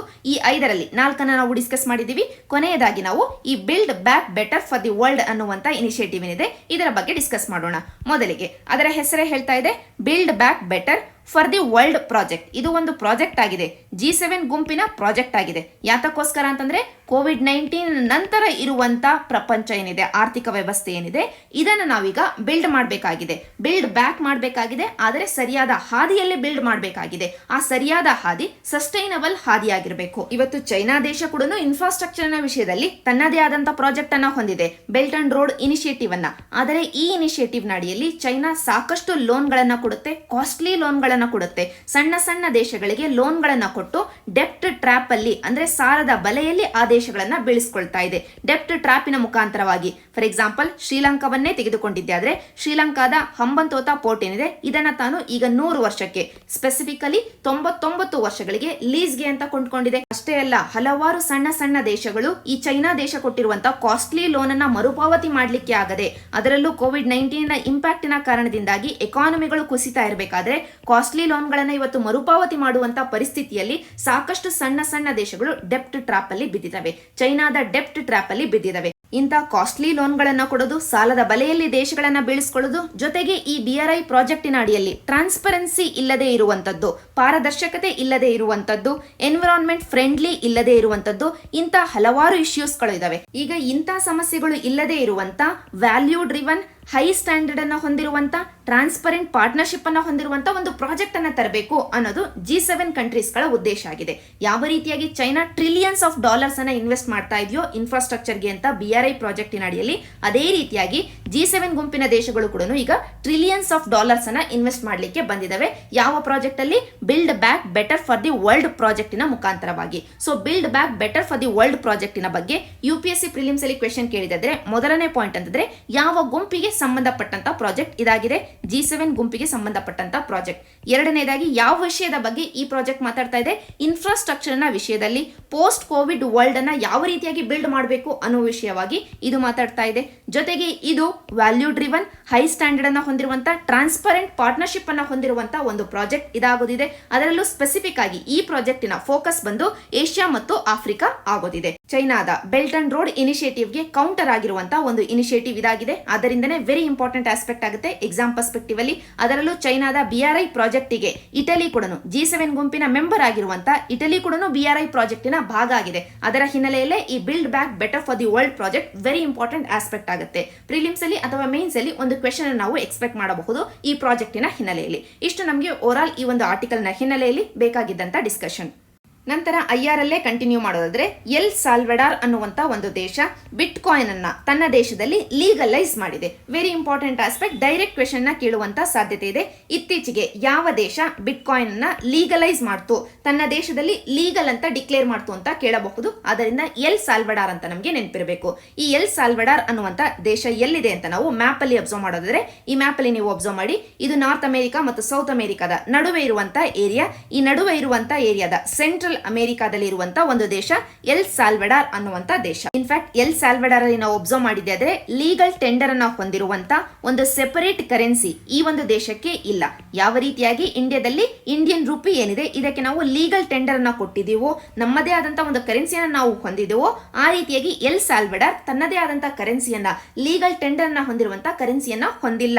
ಎಲ್ ಸಾಲ್ವೆಡಾರ್ ಯೂಸ್ ಮಾಡೋದು ತನ್ನ ಎಕಾನಮಿಗೆ US ಡಾಲರ್ ಅನ್ನೇ ಬಳಕೆ ಮಾಡುತ್ತೆ. ಆದರೆ US ಡಾಲರ್ ಅನ್ನ ಬಳಕೆ ಮಾಡ್ತಿರ್ಬೇಕಾದ್ರೆ ಜೊತೆಗೆ ಎಲ್ ಸಾಲ್ವೆಡಾರ್ ಇರುವಂತ ಜನತೆ ಸಾಕಷ್ಟು ಬೇರೆ ಬೇರೆ ದೇಶಗಳಲ್ಲಿ ಮೈಗ್ರೆಂಟ್ಸ್ ಆಗಿ ಹೋಗಿ ಕೆಲಸ ಮಾಡಿ ರೆಮಿಟೆನ್ಸ್ ಅನ್ನ ವಾಪಸ್ಸು ಕಳಿಸ್ತಿರ್ಬೇಕಾದ್ರೆ ಡಾಲರ್ ಅನ್ನ ಬಳಕೆ ಮಾಡಿದಾಗ ಟ್ರಾನ್ಸಾಕ್ಷನ್ ಕಾಸ್ಟ್ ಜಾಸ್ತಿ ಆಗ್ತಾ ಇರುತ್ತೆ. ಇಲ್ಲಿ ರೆಮಿಟೆನ್ಸ್ ಅನ್ನ ಮಾಡ್ತಿರ್ಬೇಕಾದ್ರೆ ಎಲ್ ಸಾಲ್ವೆಡಾರ್ ದೇಶದ ಜನತೆ ಬೇರೆ ದೇಶಗಳಲ್ಲಿ ತಾವು ಗಳಿಸಿರುವಂತಹ ಆದಾಯವನ್ನ ವಾಪಸ್ಸು ತಮ್ಮ ದೇಶಕ್ಕೆ ಕಳಿಸ್ತಾ ಇರಬೇಕಾದ್ರೆ ಮಾಡ್ತಾ ಇರಬೇಕಾದಂತ ಟ್ರಾನ್ಸಾಕ್ಷನ್ ಅಲ್ಲಿ ಆಗ್ತಾ ಇದ್ದಂತ ಕಾಸ್ಟ್ ಅನ್ನ ಕಡಿಮೆ ಮಾಡ್ಲಿಕ್ಕೆ, ಟ್ರಾನ್ಸಾಕ್ಷನ್ ಕಾಸ್ಟ್ ಅನ್ನ ಕಡಿಮೆ ಮಾಡ್ಲಿಕ್ಕೆ ಈ ದೇಶದ ಜನತೆ ಬಿಟ್ ಕಾಯಿನ್ ಗಳನ್ನ ಬಳಕೆ ಮಾಡ್ಲಿಕ್ಕೆ ಶುರು ಮಾಡ್ತಾರೆ.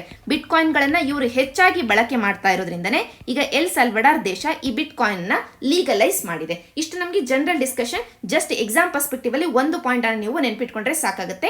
ಅದೇನು ಅಂತಂದ್ರೆ, ಇತ್ತೀಚೆಗೆ ಯಾವ ದೇಶ ಬಿಟ್ ಕಾಯಿನ್ ನ ಲೀಗಲೈಸ್ ಮಾಡ್ತು ಅಂತ ಕೇಳಿದಾಗ ಎಲ್ ಸಾಲ್ವೆಡಾರ್ ಅಂತ ನಮಗೆ ನೆನಪಿರ್ಬೇಕು. ಯಾಕೆ ಅಂತಂದ್ರೆ ಇಂಡಿಯಾದಲ್ಲಿ ಬಿಟ್ ಕಾಯಿನ್ ಅಥವಾ ಬಿಟ್ ಕಾಯಿನ್ ರೀತಿಯಲ್ಲೇ ಇರುವಂತ ಯಾವುದೇ ಕ್ರಿಪ್ಟೋ ಕರೆನ್ಸಿಯನ್ನ ತೆಗೆದುಕೊಳ್ಳಿ, ಕ್ರಿಪ್ಟೋ ಕರೆನ್ಸಿಯ ವಿಷಯದಲ್ಲಿ ಇನ್ನೂ ಗವರ್ನಮೆಂಟ್ ತನ್ನದೇ ಆದಂತ ಕಾನೂನನ್ನ ತಂದಿಲ್ಲ.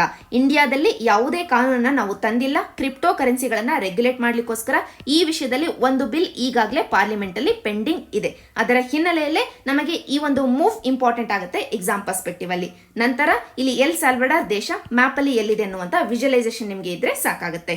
ನಂತರ IR ಅಲ್ಲೇ ಕಂಟಿನ್ಯೂ ಮಾಡೋದಾದ್ರೆ, ಈ ವಾರ ನಮಗೆ ಗ್ಲೋಬಲ್ ಲಿವಬಿಲಿಟಿ ಇಂಡೆಕ್ಸ್ ಪಬ್ಲಿಷ್ ಆಗುತ್ತೆ. ಅದರ ಹೆಸರೇ ಹೇಳ್ತಾ ಇದೆ, ಜಾಗತಿಕ ಹಂತದಲ್ಲಿ ಜೀವಿಸಲಿಕ್ಕೆ ಸುಲಭ ಆಗುವಂತ ಅಂದ್ರೆ ಸಿಟಿಗಳು, ಯಾವ ಸಿಟಿಗಳಲ್ಲಿ ನಾವು ಜೀವನ ಮಾಡೋದು ಸುಲಭ ಇದೆ, ಆ ಲಿವಬಿಲಿಟಿಯನ್ನ ಹೇಳುವಂತ ಇಂಡೆಕ್ಸ್ ಇದಾಗಿದೆ, ಗ್ಲೋಬಲ್ ಲಿವಬಿಲಿಟಿ ಇಂಡೆಕ್ಸ್. ಈ ಇಂಡೆಕ್ಸ್ ಅನ್ನ ಯಾರು ಪಬ್ಲಿಷ್ ಮಾಡ್ತಾರೆ ಅಂತಂದ್ರೆ, ಪ್ರತಿ ವರ್ಷ ಎಕನಾಮಿಸ್ಟ್ ಇಂಟೆಲಿಜೆನ್ಸ್ ಯೂನಿಟ್ಸ್ ಅನ್ನುವಂತ ಈ ಒಂದು ಸಂಸ್ಥೆ ಪಬ್ಲಿಷ್ ಮಾಡುತ್ತೆ. ಪ್ರಿಲಿಮ್ಸ್ ಪರ್ಸ್ಪೆಕ್ಟಿವ್ ಅಲ್ಲಿ ವೆರಿ ಇಂಪಾರ್ಟೆಂಟ್ ಇಂಡೆಕ್ಸ್ ಅಂತಾನೆ ಹೇಳಬಹುದು. ಗ್ಲೋಬಲ್ ಲಿವಬಿಲಿಟಿ ಇಂಡೆಕ್ಸ್ ಯಾವ ಸಂದರ್ಭದಲ್ಲಿ ಬೇಕಾದರೂ UPSC ಪ್ರಿಲಿಮ್ಸ್ ಅಲ್ಲಿ ಡೈರೆಕ್ಟ್ ಆಗಿ ಕೇಳಬಹುದು. ಈ ಇಂಡೆಕ್ಸ್ ಅನ್ನ ಯಾರು ಪಬ್ಲಿಷ್ ಮಾಡ್ತಾರೆ ಅಂತ, ಎಕನಾಮಿಸ್ಟ್ ಇಂಟೆಲಿಜೆನ್ಸ್ ಯೂನಿಟ್ಸ್ ಅಂತ ನೀವು ನೆನ್ಪಿಟ್ಕೊಳ್ಬೇಕು. ಮತ್ತು ಈ ಆರ್ಟಿಕಲ್ ಅಲ್ಲಿ ಈ ಇಂಡೆಕ್ಸ್ ಅಲ್ಲಿ, ಈ ವರ್ಷದ ಈ ಇಂಡೆಕ್ಸ್ ಅಲ್ಲಿ ಟಾಪ್ 3 ಅಲ್ಲಿರುವಂತಹ ಸಿಟಿಗಳು ಯಾವ್ಯಾವು, ಬಾಟಮ್ 3 ಅಲ್ಲಿರುವಂತಹ ಸಿಟಿಗಳು ಯಾವ್ಯಾವು, ಎಲ್ಲದರ ಬಗ್ಗೆ ಡಿಸ್ಕಸ್ ಮಾಡಿದ್ದಾರೆ. ಆದರೆ ಎಲ್ಲಿಯೂ ಇಂಡಿಯಾದ ಯಾವ ಸಿಟಿಯೂ ಇಲ್ಲ.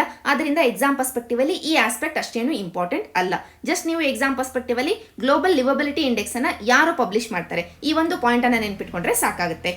ನಂತರ ನಾವು ಸೊಸೈಟಿ ಮತ್ತು ಸೋಷಿಯಲ್ ಜಸ್ಟಿಸ್ ರಿಲೇಟೆಡ್ ಆಗಿರುವಂತಹ ಕೆಲವೊಂದು ಆರ್ಟಿಕಲ್ಗಳನ್ನು ನೋಡೋದಾದ್ರೆ, PIB ಅಲ್ಲಿ ಬಂದಂತ ಈ ಆರ್ಟಿಕಲ್ ಅಲ್ಲಿ ಮಿನಿಸ್ಟ್ರಿ ಆಫ್ ಎಜುಕೇಶನ್ ಪಬ್ಲಿಷ್ ಮಾಡಿರುವಂತ ಐಶೆ ಸರ್ವೆಯ ಬಗ್ಗೆ ಮಾತಾಡ್ತಾ ಇದ್ದಾರೆ. ಪ್ರತಿ ವರ್ಷ ministry of education all India survey on higher education ಅನ್ನುವಂತ ಒಂದು ಸರ್ವೆಯನ್ನ ಮಾಡುತ್ತೆ. ಅದರ ಹೆಸರೇ ಹೇಳ್ತಾ ಇದೆ, ಹೈಯರ್ ಎಜುಕೇಶನ್ ನ ವಿಷಯದಲ್ಲಿ ಇರುವಂತ ಒಂದು ಸರ್ವೆ ಇದಾಗಿದೆ.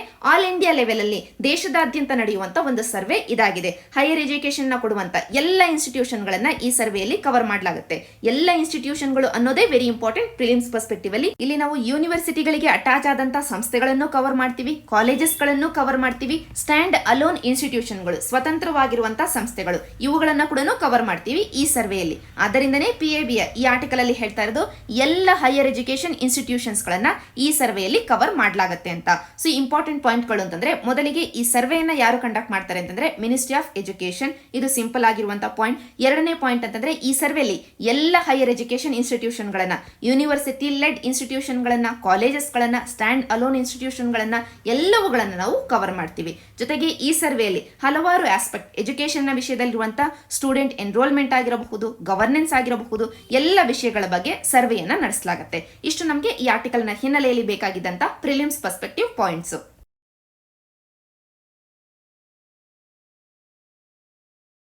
ನಂತರ ನಾವು GS ಪೇಪರ್ 3ಗೆ ಶಿಫ್ಟ್ ಆಗೋದ್ರೆ, ಎಕಾನಮಿ ಪರ್ಸ್ಪೆಕ್ಟಿವ್ ಅಲ್ಲಿ ದಿ ಹಿಂದೂನಲ್ಲಿ ಬಂದಂತ ಈ ಆರ್ಟಿಕಲ್ ಅಲ್ಲಿ ಹೇಳ್ತಾ ಇದ್ದಾರೆ, ಸೆಂಟ್ರಲ್ ಗವರ್ನಮೆಂಟ್, ಇನ್ನು ಸ್ಪೆಸಿಫಿಕ್ ಆಗಿ cabinet committee on economic affairs ಏನಿದೆ, ಇದು ತನ್ನ ಕಡೆಯಿಂದ ಈ ವರ್ಷದ MSP ಅನ್ನ ಡಿಕ್ಲೇರ್ ಮಾಡಿದೆ ಖಾರಿಫ್ ಕ್ರಾಪ್ಗಳಲ್ಲಿ.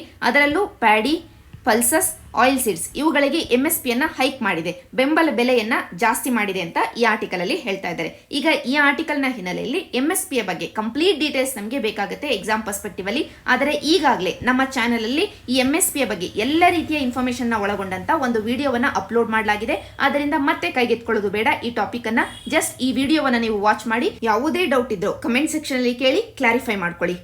ನಂತರ ಲಾಸ್ಟ್ ವೀಕ್ಲಿ ಕರೆಂಟ್ ಅಫೇರ್ಸ್ ಅಲ್ಲಿ PIB ಅಲ್ಲಿ ಬಂದಂತ ಈ ಒಂದು ಆರ್ಟಿಕಲ್ ಅನ್ನ ಮಿಸ್ ಮಾಡಿದ್ವಿ. ಸೊ ಈ ಆರ್ಟಿಕಲ್ ಅನ್ನ ನೋಡಿ ಉಳಿದಿರುವಂತ ಆರ್ಟಿಕಲ್ ಗಳನ್ನ ನೋಡೋಣ. ಮೊದಲಿಗೆ ಈ ಆರ್ಟಿಕಲ್ ಅಲ್ಲಿ PIB ಡಿಸ್ಕಸ್ ಮಾಡ್ತಾ ಇರೋದು ನ್ಯಾಷನಲ್ ಆರ್ಟಿಫಿಷಿಯಲ್ ಇಂಟೆಲಿಜೆನ್ಸ್ ಪೋರ್ಟಲ್ ನ ಬಗ್ಗೆ. ಲಾಸ್ಟ್ ಇಯರ್ ತಾನೇ ನಾವು ಕ್ರಿಯೇಟ್ ಮಾಡಿದಂತ ಒಂದು ಪೋರ್ಟಲ್ ಇದಾಗಿದೆ, ನ್ಯಾಷನಲ್ ಆರ್ಟಿಫಿಷಿಯಲ್ ಇಂಟೆಲಿಜೆನ್ಸ್ ಪೋರ್ಟಲ್ ಅಥವಾ national AI portal, India AI ಅನ್ನುವಂತ ಪೋರ್ಟಲ್. ಈ ಪೋರ್ಟಲ್ ಅನ್ನ ಕಳೆದ ವರ್ಷ ತಾನೇ ನಾವು ಡೆವಲಪ್ ಮಾಡಿದ್ವಿ. ಈಗ ಈ ಪೋರ್ಟಲ್ ನ ಮೊದಲನೇ ವರ್ಷದ ಆನಿವರ್ಸರಿಯನ್ನು ನಾವು ಸೆಲೆಬ್ರೇಟ್ ಮಾಡ್ತಿದೀವಿ ಅಂತ PIBಯ ಈ ಆರ್ಟಿಕಲ್ ಹೇಳ್ತಾ ಇದೆ.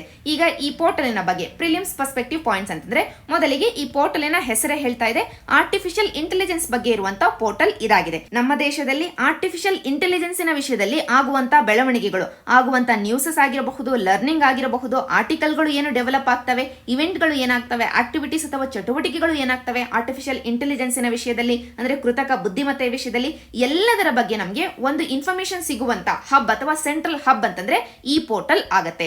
ಇಂಡಿಯಾ AI ಅಥವಾ ನ್ಯಾಷನಲ್ AI ಪೋರ್ಟಲ್ ಎಲ್ಲ ರೀತಿಯ ಇನ್ಫಾರ್ಮೇಶನ್ಸ್, ಆರ್ಟಿಫಿಷಿಯಲ್ ಇಂಟೆಲಿಜೆನ್ಸ್ ನ ವಿಷಯದಲ್ಲಿ ಬೇಕಾಗಿರುವಂತಹ ಎಲ್ಲ ರೀತಿಯ ಮಾಹಿತಿಗಳು, ಎಲ್ಲ ರೀತಿಯ ಬೆಳವಣಿಗೆಗಳು ನಮಗೆ ಈ ಒಂದು ಪೋರ್ಟಲ್ ಅಲ್ಲಿ ಸಿಗ್ತವೆ. ಆದ್ದರಿಂದನೇ ಆರ್ಟಿಫಿಷಿಯಲ್ ಇಂಟೆಲಿಜೆನ್ಸ್ ನ ವಿಷಯದಲ್ಲಿ ಇಂಡಿಯಾದಲ್ಲಿರುವಂತಹ ಒಂದು ಸೆಂಟ್ರಲ್ ಹಬ್ ಅಂತ ಇದನ್ನ ಕರೀತಾರೆ. ಇದನ್ನ ಡೆವಲಪ್ ಮಾಡಿರೋದು ಯಾರು ಅಂತಂದ್ರೆ ministry of electronics and IT. ಈ ಮಿನಿಸ್ಟ್ರಿ ಅಡಿಯಲ್ಲಿರುವಂತಹ ಒಂದು ಡಿವಿಷನ್ ನ್ಯಾಷನಲ್ ಗವರ್ನೆನ್ಸ್ ಡಿವಿಷನ್ ಅಂತ. ಈ ಡಿವಿಷನ್ ಗವರ್ನಮೆಂಟಿನ ಕಡೆಯಿಂದ ಮತ್ತು ಪ್ರೈವೇಟ್ ಸೆಕ್ಟರ್ ನ ಕಡೆಯಿಂದ NASSCOM ಇವರಿಬ್ಬರು ಕೈ ಜೋಡಿಸಿ ಡೆವಲಪ್ ಮಾಡಿರುವಂತಹ ಒಂದು ಪೋರ್ಟಲ್ ಈ ಪೋರ್ಟಲ್ ಆಗಿದೆ, ನ್ಯಾಷನಲ್ AI ಪೋರ್ಟಲ್ ಆಗಿದೆ. ಸೊ ಒಟ್ಟಾರೆಯಾಗಿ ಪ್ರಿಲಿಮ್ಸ್ ಪರ್ಸ್ಪೆಕ್ಟಿವ್ ಅಲ್ಲಿ ಒಂದು ಈ ಪೋರ್ಟಲ್ ನ್ಯಾಷನಲ್ AI ಪೋರ್ಟಲ್ ಅನ್ನೋದು ಯಾರು ಡೆವಲಪ್ ಮಾಡಿದ್ದು ನೆನ್ಪಿಟ್ಕೊಳ್ಬೇಕು. ಈ ಪೋರ್ಟಲ್ ನ ಉದ್ದೇಶ ಏನು, ಯಾವಾಗ ನಾವು ಈ ಪೋರ್ಟಲ್ ಅನ್ನ ಡೆವಲಪ್ ಮಾಡಿದ್ದು, ಇಷ್ಟನ್ನ ನೀವು ನೆನ್ಪಿಟ್ಕೊಂಡ್ರೆ ಸಾಕಾಗುತ್ತೆ. ಜೊತೆಗೆ ಈ ಒಂದು ಆರ್ಟಿಕಲ್ ನ ಹಿನ್ನೆಲೆಯಲ್ಲಿ ನಾವು ಎನಿವೇ ಈ ಒಂದು ಆರ್ಟಿಕಲ್ ನ ಹಿನ್ನೆಲೆಯಲ್ಲಿ ಆರ್ಟಿಫಿಷಿಯಲ್ ಇಂಟೆಲಿಜೆನ್ಸಿನ ವಿಷಯದಲ್ಲಿರುವಂತಹ ಒಂದು ಇನಿಷಿಯೇಟಿವ್ ಅನ್ನ ನೋಡಿದ್ವಿ, ನ್ಯಾಷನಲ್ AI ಪೋರ್ಟಲ್ ಅಂತ. ಇದೇ ಹಿನ್ನೆಲೆಯಲ್ಲಿ ಇನ್ನೂ ಎರಡು very important prelims perspective initiatives ಗಳು ಇದಾವೆ.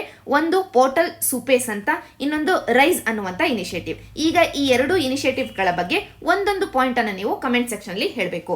ಪೋರ್ಟಲ್ ಸುಪೇಸ್ ಅನ್ನೋದು ಯಾವ ವಿಷಯಕ್ಕೆ ಅಥವಾ ಯಾವ ಸೆಕ್ಟರ್ಗೆ ಸಂಬಂಧಪಟ್ಟಿದ್ದು ವಿಷಯ ಅಂತೂ ನೀವು ಗೆಸ್ ಮಾಡಬಹುದು. ಆರ್ಟಿಫಿಷಿಯಲ್ ಇಂಟೆಲಿಜೆನ್ಸ್ ಬಗ್ಗೆನೇ ನಾವು ಮಾತಾಡ್ತಾ ಇದೀವಿ ಅಂತ.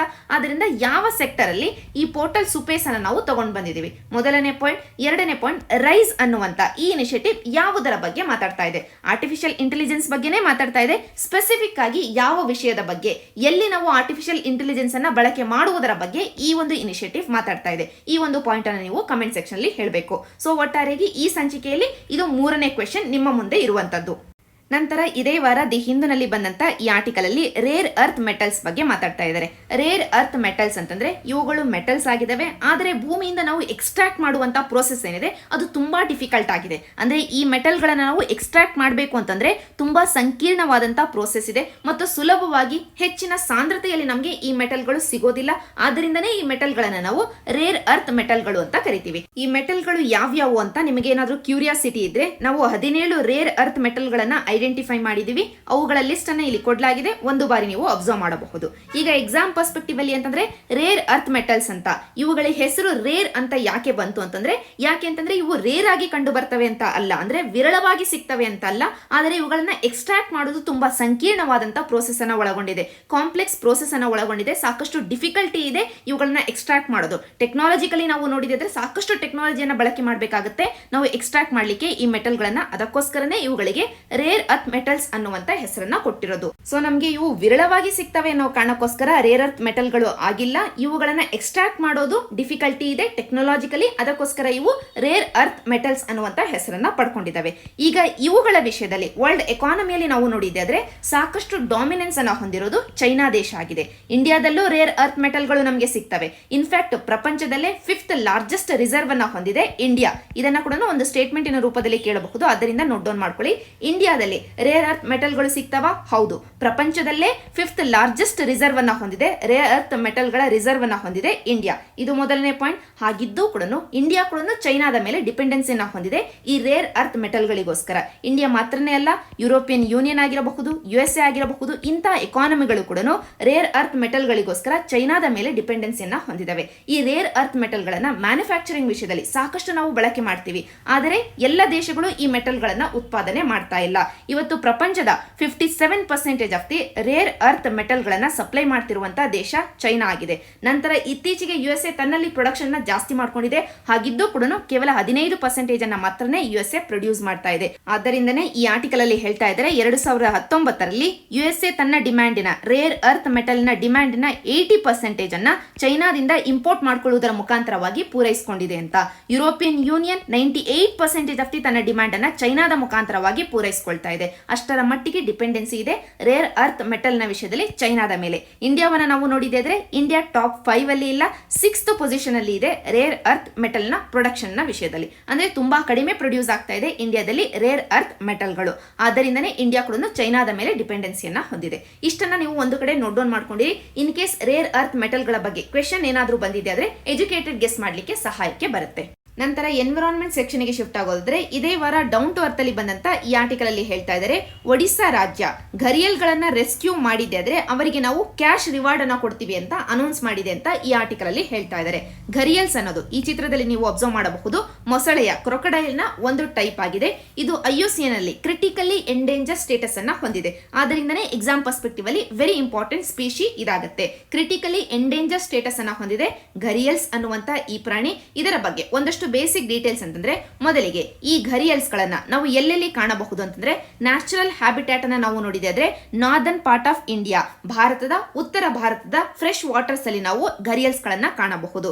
ಚಂಬಲ್ ನದಿ ಇದರ ಪ್ರೈಮರಿ ಹ್ಯಾಬಿಟ್ಯಾಟ್ ಆಗಿದೆ. ಆದ್ದರಿಂದನೇ ಚಂಬಲ್ ನದಿಯಲ್ಲಿ ನಾವು ಘರಿಯಲ್ ಸ್ಯಾಂಕ್ಚುರಿಯನ್ನ ಕೂಡ ಹೊಂದಿದ್ದೀವಿ. ನಂತರ ಸೆಕೆಂಡರಿ ಹ್ಯಾಬಿಟ್ಯಾಟ್ ಅಂತಂದ್ರೆ ಘಾಗ್ರಾ ನದಿಯಲ್ಲಿ ಕಾಣಬಹುದು, ಗಂದಕ್ ನದಿಯಲ್ಲಿ ಕಾಣಬಹುದು, ಗಿರ್ವಾ ನದಿಯಲ್ಲಿ ಕಾಣಬಹುದು, ಜೊತೆಗೆ ರಾಮ್ ಗಂಗಾ ನದಿಯಲ್ಲಿ ಕಾಣಬಹುದು, ಸೋನ್ ರಿವರ್ ಅಲ್ಲಿ ಕೂಡ ಕಾಣಬಹುದು. ಒಟ್ಟಾರೆಯಾಗಿ ಭಾರತದ ನಾರ್ದರ್ನ್ ಪಾರ್ಟ್ ಅಲ್ಲಿ ಉತ್ತರ ಭಾರತದಲ್ಲಿ ನಾವು ಈ ಘರಿಯಲ್ ಪ್ರಾಣಿಯ ಹ್ಯಾಬಿಟ್ಯಾಟ್ ಅನ್ನ ಕಾಣಬಹುದು. ಪ್ರೈಮರಿಲಿ ಚಂಬಲ್ ನದಿಯನ್ನ ನೀವು ನೆನ್ಪಿಟ್ಕೊಳ್ಬೇಕು. ಯಾಕೆಂತಂದ್ರೆ ಚಂಬಲ್ ನದಿಯ ಒಂದಷ್ಟು ಭಾಗವನ್ನ ಘರಿಯಲ್ ಸ್ಯಾಂಕ್ಚುರಿ ಆಗಿ ನಾವು ಈಗಾಗಲೇ ಡಿಕ್ಲೇರ್ ಮಾಡಿದೀವಿ. ಅದಕ್ಕೋಸ್ಕರ ವೆರಿ ಇಂಪಾರ್ಟೆಂಟ್ ಪ್ರೊಟೆಕ್ಟೆಡ್ ಏರಿಯಾ ಇದಾಗುತ್ತೆ. ಅದಕ್ಕೋಸ್ಕರ ನಂತರ ಘರಿಯಲ್ಸ್ ಗಳ ಇನ್ನೊಂದು ಸ್ಪೆಷಾಲಿಟಿ ಅಂತಂದ್ರೆ ಘರಿಯಲ್ಸ್ ಗಳ ಸಂಖ್ಯೆ ಜಾಸ್ತಿ ಇದೆ ಅಂತಂದ್ರೆ ಪಾಪ್ಯುಲೇಷನ್ ಆಫ್ ಘರಿಯಲ್ಸ್ ಜಾಸ್ತಿ ಇದೆ ಅಂತಂದ್ರೆ ಅದರ ಅರ್ಥ ಏನು ಅಂತಂದ್ರೆ ಆ ವಾಟರ್ ಬಾಡಿ ಕ್ಲೀನ್ ಆಗಿ ಇದೆ, ಕ್ಲೀನ್ ರಿವರ್ ವಾಟರ್ ಅದಾಗಿದೆ ಅನ್ನುವಂತ ಇಂಡಿಕೇಟರ್ ಆಗಿದೆ. ಅಂದ್ರೆ ಈಗ ಘರಿಯಲ್ಸ್ ಅನ್ನೋದು ಒಳ್ಳೆಯ ಇಂಡಿಕೇಟರ್ ಆಗುತ್ತೆ ನಮಗೆ ಆ ವಾಟರ್ ಬಾಡಿಯ ಆರೋಗ್ಯವನ್ನ ನೋಡ್ಲಿಕ್ಕೆ. ಸೊ ಒಂದು ವಾಟರ್ ಬಾಡಿ ಎಷ್ಟು ಕ್ಲೀನ್ ಆಗಿ ಇದೆ ಅನ್ನೋದು ಆ ವಾಟರ್ ಬಾಡಿಯಲ್ಲಿ ಘರಿಯಲ್ಸ್ ಗಳ ಸಂಖ್ಯೆ ಎಷ್ಟಿದೆ ಅನ್ನೋದನ್ನ ನೋಡುವುದರ ಮುಖಾಂತರವಾಗಿ ನಾವು ತಿಳ್ಕೊಳ್ಬಹುದು. ಅಷ್ಟು ಸಿಗ್ನಿಫಿಕೆಂಟ್ ಪ್ರಾಣಿ ಈ ಘರಿಯಲ್ ಆಗುತ್ತೆ. ನಂತರ ಈ ಘರಿಯಲ್ ಅನ್ನ ಕನ್ಸರ್ವ್ ಮಾಡ್ಲಿಕ್ಕೆ, ಸಂರಕ್ಷಣೆಗೆ ಒಳಪಡಿಸಲಿಕ್ಕೆ ಸಾಕಷ್ಟು ಎಫರ್ಟ್ಸ್ ಅನ್ನ ತೆಗೆದುಕೊಳ್ಳಲಾಗಿದೆ. ಅದರಲ್ಲಿ ಮೊದಲನೆಯದು ಉತ್ತರ ಪ್ರದೇಶನ ಲಕ್ನೋದಲ್ಲಿ ಇರುವಂತಹ ಕುಕ್ರೈಲ್ ಘರಿಯಲ್ ರಿಹಾಬಿಲಿಟೇಷನ್ ಸೆಂಟರ್ ಆಗಿದೆ. ಎರಡನೇದು ಈಗಾಗಲೇ ನಾವು ಡಿಸ್ಕಸ್ ಮಾಡಿರುವಂತಹ ನ್ಯಾಷನಲ್ ಚಂಬಲ್ ಸ್ಯಾಂಕ್ಚುರಿ ಅಥವಾ national Chambal gharial wildlife sanctuary ಅಂತ ಕೂಡ ಕರಿತೀವಿ. ಇದನ್ನ ನಾವು ಎಸ್ಟಾಬ್ಲಿಷ್ ಮಾಡಿದೀವಿ ಎಲ್ಲಿ ಅಂತಂದ್ರೆ ಚಂಬಲ್ ನದಿಯ ಮೇಲೆ. ಚಂಬಲ್ ನದಿ ನಮಗೆ ಮಧ್ಯಪ್ರದೇಶ, ರಾಜಸ್ಥಾನ್ ಎಲ್ಲ ರಾಜ್ಯಗಳಲ್ಲಿ ಹರಿಯುತ್ತೆ. ಆದರೆ ಚಂಬಲ್ನ ಮಧ್ಯಪ್ರದೇಶದ ಹಾದಿ ಏನಿದೆ ಅಲ್ಲಿ ನಾವು ಈ ಒಂದು ಸ್ಯಾಂಕ್ಚುರಿಯನ್ನ ಎಸ್ಟಾಬ್ಲಿಷ್ ಮಾಡಿದೀವಿ. ಮಧ್ಯಪ್ರದೇಶದಲ್ಲಿ ಹರಿತಾ ಇರುವಂತಹ ಚಂಬಲ್ನ ಭಾಗವನ್ನ ಘರಿಯಲ್ ಎಕೋ ಪಾರ್ಕ್ ಅಥವಾ ನ್ಯಾಷನಲ್ ಚಂಬಲ್ ಸ್ಯಾಂಕ್ಚುರಿ ಅಂತ ಡಿಕ್ಲೇರ್ ಮಾಡಿದೀವಿ. ಸೊ ಘರಿಯಲ್ ಎಕೋ ಪಾರ್ಕ್ ಅಂದ ತಕ್ಷಣ ನಿಮ್ಗೆ ಗೊತ್ತಾಗಬೇಕು ಅದು ನ್ಯಾಷನಲ್ ಚಂಬಲ್ ಸ್ಯಾಂಕ್ಚುರಿಯ ಬಗ್ಗೆ ಮಾತಾಡ್ತಾ ಮಾಡ್ತಾ ಇರೋದು ಅಂತ. ಸೊ ಘರಿಯಲ್ ಎಕೋ ಪಾರ್ಕ್ ಅನ್ನ ಕೂಡ ನಾವು ಎಸ್ಟಾಬ್ಲಿಷ್ ಮಾಡಿದೀವಿ. ನಂತರ ಘರಿಯಲ್ಗಳಿಗೆ ಇರುವಂತ ಥ್ರೆಟ್ ಗಳನ್ನ ನಾವು ಅಬ್ಸರ್ವ್ ಮಾಡೋದಾದ್ರೆ ಮೊದಲಿಗೆ ರಿವರ್ ಪೊಲ್ಯೂಷನ್. ಈಗ ತಾನೇ ನಾವು ನೋಡಿದ್ವಿ, ಯಾವ ರಿವರ್ ಕ್ಲೀನ್ ಆಗಿ ಇದೆಯೋ, ಪರಿಶುದ್ಧವಾದಂತ ನೀರನ್ನ ಹೊಂದಿದೆಯೋ ಅಂತ ರಿವರ್ ಗಳಲ್ಲಿ ಮಾತ್ರನೇ ಘರಿಯಲ್ಗಳು ವೃದ್ಧಿ ಆಗೋದು ಅಂತ. ಆದ್ರಿಂದನೇ ರಿವರ್ ಪೊಲ್ಯೂಷನ್ ಅದು ಮೇಜರ್ ಥ್ರೆಟ್ ಆಗುತ್ತೆ ಘರಿಯಲ್ಗಳಿಗೆ. ನಂತರ ಡ್ಯಾಮ್ ಕನ್ಸ್ಟ್ರಕ್ಷನ್ ನ ಜಾಸ್ತಿ ಮಾಡ್ತಾ ಇದೀವಿ. ಮ್ಯಾಸಿವ್ ಕಮರ್ಷಿಯಲ್ ಸ್ಕೇಲ್ ಅಲ್ಲಿ ನಾವು ಫಿಶಿಂಗ್ ಆಕ್ಟಿವಿಟೀಸ್ ಗಳನ್ನ ಮಾಡ್ತಾ ಇದೀವಿ. ಸಾಕಷ್ಟು ಪ್ರವಾಹಗಳು ಬರ್ತಾ ಇದಾವೆ. ಇವೆಲ್ಲವೂ ಥ್ರೆಟ್ಸ್ ಗಳು ಆಗಿದ್ದಾವೆ ಘರಿಯಲ್ಗಳಿಗೆ. ಜೊತೆಗೆ ಇಲ್ಲಿಗಲ್ ಸ್ಯಾಂಡ್ ಮೈನಿಂಗಿನ ಕಾರಣದಿಂದಾಗಿ, ಪೋಚಿಂಗಿನ ಕಾರಣದಿಂದಾಗಿ ಕೂಡ ಘರಿಯಲ್ಗಳ ಸಂಖ್ಯೆ ಕಡಿಮೆ ಆಗ್ತಾ ಇದೆ ಅಂತ ಈ ಆರ್ಟಿಕಲ್ ಅಲ್ಲಿ ಡಿಸ್ಕಸ್ ಮಾಡ್ತಾರೆ. ಇಷ್ಟು ಓವರ್ ಆಲ್ ಈ ಆರ್ಟಿಕಲ್ ನ ಹಿನ್ನೆಲೆಯಲ್ಲಿ ಘರಿಯಲ್ಗಳ ಬಗ್ಗೆ ಎಕ್ಸಾಮ್ ಪರ್ಸ್ಪೆಕ್ಟಿವ್ ಪಾಯಿಂಟ್ಸ್. ನಂತರ ಸೈನ್ಸ್ ಅಂಡ್ ಟೆಕ್ನಾಲಜಿ ಸೆಕ್ಷನ್ ಗೆ ಶಿಫ್ಟ್ ಆಗೋದಾದ್ರೆ ಇಂಡಿಯನ್ ಎಕ್ಸ್ಪ್ರೆಸ್ ಅಲ್ಲಿ ಬಂದಂತ ಈ ಆರ್ಟಿಕಲ್ ಅಲ್ಲಿ ಯುರೋಪಿಯನ್ ಸ್ಪೇಸ್ ಏಜೆನ್ಸಿಯ ಒಂದು ಮಿಷನ್ ಬಗ್ಗೆ ಮಾತಾಡ್ತಾ ಇದ್ದಾರೆ. ಆ ಮಿಷನ್ ಯಾವುದು ಅಂತಂದ್ರೆ ವೀನಸ್ ಗ್ರಹಕ್ಕೆ ಯುರೋಪಿಯನ್ ಸ್ಪೇಸ್ ಏಜೆನ್ಸಿ ಕಳಿಸ್ತಾ ಇರುವಂತ ಎನ್ ವಿಷನ್ ಮಿಷನ್ ಅಂತ. ಈ ಮಿಷನ್ ನ ಹೆಸರು ನೀವು ನೆನ್ಪಿಟ್ಕೊಂಡ್ರೆ ಸಾಕಾಗುತ್ತೆ ಪ್ರಿಲಿಮ್ಸ್ ಪರ್ಸ್ಪೆಕ್ಟಿವ್ ಅಲ್ಲಿ. ಎನ್ ವಿಷನ್ ಮಿಷನ್ ಯಾವ ವಿಷಯಕ್ಕೆ ಸಂಬಂಧಪಟ್ಟಿದ್ದು? ವೀನಸ್ ಗ್ರಹಕ್ಕೆ ಸಂಬಂಧಪಟ್ಟಿದ್ದು. ಇದು ಲಾಂಚ್ ಆಗೋದು ಇನ್ನು ಸಾಕಷ್ಟು ಸಮಯ ಇದೆ. 2030s ಅಲ್ಲಿ ಲಾಂಚ್ ಆಗುವಂತ ಸಾಧ್ಯತೆ ಇದೆ ಅಂತ ಈ ಆರ್ಟಿಕಲ್ ಅಲ್ಲಿ ಡಿಸ್ಕಸ್ ಮಾಡ್ತಿದ್ದಾರೆ. ಸೊ ಎಕ್ಸಾಮ್ ಪರ್ಸ್ಪೆಕ್ಟಿವ್ ಅಲ್ಲಿ ಜಸ್ಟ್ ಎನ್ ವಿಷನ್ ಮಿಷನ್ ಅನ್ನೋದು ಯಾವ ಸ್ಪೇಸ್ ಏಜೆನ್ಸಿಗೆ ಸಂಬಂಧಪಟ್ಟಿದ್ದು, ಯಾವ ಗ್ರಹಕ್ಕೆ ಸಂಬಂಧಪಟ್ಟಿದ್ದು. ಯುರೋಪಿಯನ್ ಸ್ಪೇಸ್ ಏಜೆನ್ಸಿ ಲಾಂಚ್ ಮಾಡ್ತಾ ಇರುವಂತ ವೀನಸ್ ಗ್ರಹವನ್ನ ಅಧ್ಯಯನ ಮಾಡಲಿಕ್ಕೆ ಲಾಂಚ್ ಮಾಡ್ತಾ ಇರುವಂತ ಮಿಷನ್ ಇದಾಗಿದೆ. ಇಷ್ಟು ನೀವು ನೆನ್ಪಿಟ್ಕೊಂಡ್ರೆ ಸಾಕಾಗುತ್ತೆ. ಜೊತೆಗೆ ವೀನಸ್ಸಿನ ವಿಷಯದಲ್ಲಿ ಈಗ ಸದ್ಯಕ್ಕೆ ಲಾಂಚ್ ಆಗ್ಲಿಕ್ಕೆ ರೆಡಿ ಆಗ್ತಾ ಇರುವಂತ ಮಿಷನ್ಗಳು ಅಂತಂದ್ರೆ ಒಂದು ಯುಎಸ್ಎಯ ಡ್ಯಾವಿನ್ಸಿ ಪ್ಲಸ್ ಅನ್ನುವಂಥದ್ದು, ವೆರಿಟಾಸ್ ಅನ್ನುವಂತ ಈ ಎರಡು ಮಿಷನ್ ಗಳನ್ನ ಯುಎಸ್ಎ ಲಾಂಚ್ ಮಾಡುವಂತ ಸಾಧ್ಯತೆ ಇದೆ. ಯಾವಾಗ ಅಂತಂದ್ರೆ 2028-2030 ಹೊತ್ತಿಗೆ.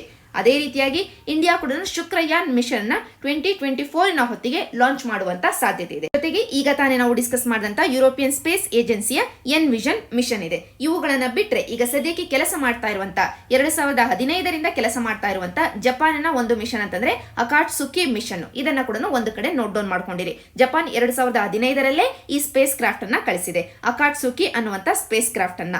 ಈ ಲಿಸ್ಟ್ ಅಲ್ಲಿ ನಿಮಗೆ ಯುರೋಪಿಯನ್ ಸ್ಪೇಸ್ ಏಜೆನ್ಸಿಯ ಎನ್ ವಿಷನ್ ಮಿಷನ್ ಏನಿದೆ ಇದು ಕನ್ಫ್ಯೂಸ್ ಆಗಬಹುದು. ವೀನಸ್ಗೆ ಸಂಬಂಧಪಟ್ಟಿದ್ದು ಅಂತ ನೆನ್ಪಿಟ್ಕೊಳ್ಬೇಕು. ಡ್ಯಾವಿನ್ಸಿ ಪ್ಲಸ್ ಮತ್ತು ವೆರಿಟಾಸ್ ಕೂಡ ಕನ್ಫ್ಯೂಸ್ ಆಗುವಂತ ಸಾಧ್ಯತೆ ಇದೆ. ಯುಎಸ್ಎದು ನಾಸಾದ ಇನಿಷಿಯೇಟಿವ್ ಇದಾಗಿದೆ ಮತ್ತು ಈ ಎರಡೂ ಕೂಡ ವೀನಸ್ ಅನ್ನ ಅಧ್ಯಯನ ಮಾಡಲಿಕ್ಕೆ ಲಾಂಚ್ ಮಾಡಬಹುದಾದಂತಹ ಮಿಷನ್ಗಳು ಆಗಿದ್ದಾವೆ. ಇಷ್ಟನ್ನು ನೀವು ನೆನ್ಪಿಟ್ಕೊಂಡ್ರೆ ಸಾಕಾಗುತ್ತೆ. ಇಂಡಿಯಾದ ಶುಕ್ರಯಾನ್ ಅಂತೂ ಸುಲಭವಾಗಿ ನಿಮಗೆ ನೆನಪಿರುತ್ತೆ. ನಂತರ ಸೈನ್ಸ್ ಅಂಡ್ ಟೆಕ್ನಾಲಜಿಯಲ್ಲೇ ಕಂಟಿನ್ಯೂ ಮಾಡೋದಾದ್ರೆ ಈ ಆರ್ಟಿಕಲ್ ಅಲ್ಲಿ ಪಾಸಿಫೆ ಅನ್ನುವಂತ ಒಂದು ಪ್ರಾಜೆಕ್ಟಿನ ಬಗ್ಗೆ ಮಾತಾಡ್ತಾ ಇದ್ದಾರೆ. ಇಲ್ಲಿ ಪಾಸಿಫೆ ಅನ್ನೋದು ಒಂದು ಗ್ರೀಕ್ ದೇವರ ಹೆಸರು. ಆದರೆ ಈ ಪಾಸಿಫೆ ಅನ್ನುವಂತ ಪ್ರಾಜೆಕ್ಟಿನ ಹೆಸರಿನ ಈ ಪಾಸಿಫೆ ಪದಕ್ಕೆ ಎಕ್ಸ್ಪಾನ್ಷನ್ ಇದೆ. ಅದನ್ನ ನಾವು ನೋಡೋಣ. ಅದಕ್ಕಿಂತ ಮುಂಚೆ ಈ ಪ್ರಾಜೆಕ್ಟಿನ ಉದ್ದೇಶ ಏನು ಅಂತಂದ್ರೆ ಸಿಂಪಲ್ ಟರ್ಮ್ಸ್ ಅಲ್ಲಿ ಹೇಳೋದಾದ್ರೆ ಸ್ಕೈ ಅನ್ನ ಸರ್ವೆ ಮಾಡೋದು, ಆಕಾಶವನ್ನ ಸರ್ವೆ ಮಾಡೋದು, ಅಲ್ಲಿರುವಂತ ನಕ್ಷತ್ರಗಳ ಬಗ್ಗೆ ಅಧ್ಯಯನ ಮಾಡೋದು. ಸ್ಕೈ ಸರ್ವೆ ಪ್ರಾಜೆಕ್ಟ್ ಇದಾಗಿದೆ. ಪಾಸಿಫೆ ಅನ್ನುವಂತ ಪ್ರಾಜೆಕ್ಟ್ ಒಂದು ಸ್ಕೈ ಸರ್ವೆ ಪ್ರಾಜೆಕ್ಟ್ ಆಗಿದೆ. ಸ್ಟೆಲ್ಲಾರ್ ಇಮೇಜಿಂಗ್ ಪ್ರಾಜೆಕ್ಟ್ ಆಗಿದೆ. ಸ್ಟೆಲ್ಲಾರ್ ಅಂತಂದ್ರೆ ಸ್ಟಾರ್ಸ್ಗಳು, ನಕ್ಷತ್ರಗಳ ಬಗ್ಗೆ ಅಧ್ಯಯನ ಮಾಡುವಂತ, ಇಮೇಜ್ ಮಾಡುವಂತ, ನಕ್ಷತ್ರಗಳ ಲೊಕೇಶನ್ ನ ಅಧ್ಯಯನ ಮಾಡುವಂತ ಒಂದು ಪ್ರಾಜೆಕ್ಟ್ ಇದಾಗಿದೆ. ಆದ್ದರಿಂದಲೇ ಈ ಪ್ರಾಜೆಕ್ಟ್ ಅನ್ನ ಸ್ಕೈ ಸರ್ವೇಯಿಂಗ್ ಪ್ರಾಜೆಕ್ಟ್ ಅಂತ ಕರೀತಾ ಇದ್ದಾರೆ. ಈ ಪ್ರಾಜೆಕ್ಟ್ ಪಾಸಿಫೆ ಅನ್ನುವಂತ ಹೆಸರನ್ನ ಯಾಕೆ ಕೊಟ್ಟಿದ್ದಾರೆ ಅಂತಂದ್ರೆ ಇದರ expansion polar area stellar imaging ಇನ್ ಪೋಲರೈಸೇಷನ್ ಹೈ ಅಕ್ಯುರಸಿ ಎಕ್ಸ್ಪೆರಿಮೆಂಟ್. ಇದು ಈ ಪ್ರಾಜೆಕ್ಟಿನ ಎಕ್ಸ್ಪಾನ್ಷನ್. ಇಲ್ಲಿ ನಾವು ಒಂದೊಂದೇ ಪದವನ್ನ ನೋಡೋದಾದ್ರೆ ಮೊದಲಿಗೆ polar area stellar imaging. Stellar imaging ಅಲ್ಲೇ ನಮಗೆ ಗೊತ್ತಾಗ್ತಾ ಇದೆ ಸ್ಟಾರ್ ಗಳನ್ನ ಇಮೇಜ್ ಮಾಡೋದು, ನಕ್ಷತ್ರಗಳ ಲೊಕೇಶನ್ ನ ಡಿಟರ್ಮೈನ್ ಮಾಡೋದು, ಅದು ಈ ಪ್ರಾಜೆಕ್ಟಿನ ಉದ್ದೇಶ ಆಗಿದೆ. ಇದಕ್ಕೋಸ್ಕರ ಲೈಟಿನ ಪೋಲರೈಸೇಷನ್ ಅನ್ನುವಂತ ಒಂದು ಪ್ರಾಪರ್ಟಿಯನ್ನು ನಾವು ಬಳಕೆ ಮಾಡ್ಕೊಳ್ತೀವಿ. ಪೋಲರೈಸೇಷನ್ ಅಂತಂದ್ರೆ ಸಿಂಪಲ್ ಟರ್ಮ್ಸ್ ಅಲ್ಲಿ ಹೇಳೋದಾದ್ರೆ ಲೈಟ್ ವೇವ್ಸ್ ಅನ್ನ ನಾವು ಅಬ್ಸರ್ವ್ ಮಾಡಿದಾಗ light waves electro magnetic waves ಆಗಿರೋದ್ರಿಂದ ಹಲವಾರು ದಿಕ್ಕುಗಳಲ್ಲಿ ವೈಬ್ರೇಟ್ ಆಗ್ತಾ ಇರುತ್ತೆ. ಪರ್ಪೆಂಡಿಕ್ಯುಲರ್ ವೇಸ್ ಅಲ್ಲಿ ಈ ರೀತಿಯಾಗಿ ವೈಬ್ರೇಟ್ ಆಗ್ತಾ ಇರುವಂತ ಈ ಲೈಟ್ ಅನ್ನ ಒಂದು ಪ್ಲೇನ್ ಮುಖಾಂತರವಾಗಿ ನಾವು ಪಾಸ್ ಮಾಡಿದಾಗ ಈ ಲೈಟ್ ಒಂದೇ ದಿಕ್ಕಿನಲ್ಲಿ ಪಾಸ್ ಆಗ್ಲಿಕ್ಕೆ ಶುರುವಾಗುತ್ತೆ. ಇಂಥ ಲೈಟ್ ಅನ್ನ ನಾವು ಪೋಲರೈಸ್ಡ್ ಲೈಟ್ ಅಂತ ಕರಿತೀವಿ. ಸಿಂಪಲ್ ಟರ್ಮ್ಸ್ ಅಲ್ಲಿ ಅನ್ಪೋಲರೈಸ್ಡ್ ಲೈಟ್ ಅಂತಂದ್ರೆ ಎಲ್ಲ ದಿಕ್ಕುಗಳಲ್ಲಿ ವೈಬ್ರೇಟ್ ಆಗ್ತಾ ಇರುತ್ತೆ. ಈ ರೀತಿಯಾಗಿ ಇಲ್ಲಿ ಬ್ಲೂ ಕಲರ್ ಅನ್ನು ನೀವು ಅಬ್ಸರ್ವ್ ಮಾಡಬಹುದು. ಅದೇ ಪೋಲರೈಸ್ಡ್ ಲೈಟ್ ಅಂತಂದ್ರೆ ಒಂದೇ ದಿಕ್ಕಿನಲ್ಲಿ ಈ ರೀತಿಯಾಗಿ ಚಲಿಸ್ತಾ ಇರುತ್ತೆ. ಇಷ್ಟನ್ನ ನೀವು ವಿಜುವಲೈಸ್ ಮಾಡ್ಕೊಂಡ್ರೆ ಸಾಕು.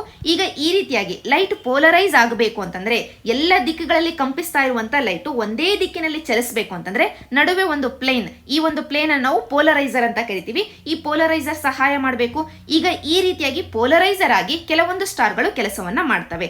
ಲೈಟ್ ಸ್ಟಾರ್ಗಳ ಮುಖಾಂತರವಾಗಿ ಹಾದು ಬರ್ತಾ ಇರಬೇಕಾದ್ರೆ ಸಾಕಷ್ಟು ಪೋಲರೈಸೇಷನ್ಗೆ ಒಳಗಾಗುತ್ತೆ. ಆ ಪೋಲರೈಸೇಷನ್ ಅಧ್ಯಯನ ಮಾಡುವುದರ ಮುಖಾಂತರವಾಗಿ ಈ ಸ್ಟಾರ್ ಎಲ್ಲಿ ಲೊಕೇಟ್ ಆಗಿದೆ ಅನ್ನೋದನ್ನ ನಾವು ಡಿಟರ್ಮೈನ್ ಮಾಡಬಹುದು. ಅದನ್ನೇ ಇಲ್ಲಿ ನಮಗೆ ಪಸಿಫೆ ಪ್ರಾಜೆಕ್ಟ್ ಮಾಡ್ತಾ ಇರೋದು. ಸೊ ಒಟ್ಟಾರೆಯಾಗಿ ಹೈ ಅಕ್ಯುರೆಸಿಯ ಮುಖಾಂತರ ಮುಖಾಂತರವಾಗಿ ಸ್ಟಾರ್ಗಳ ಲೊಕೇಶನ್ ಅನ್ನ ಈ ಪ್ರಾಜೆಕ್ಟ್ ಹೇಳುತ್ತೆ.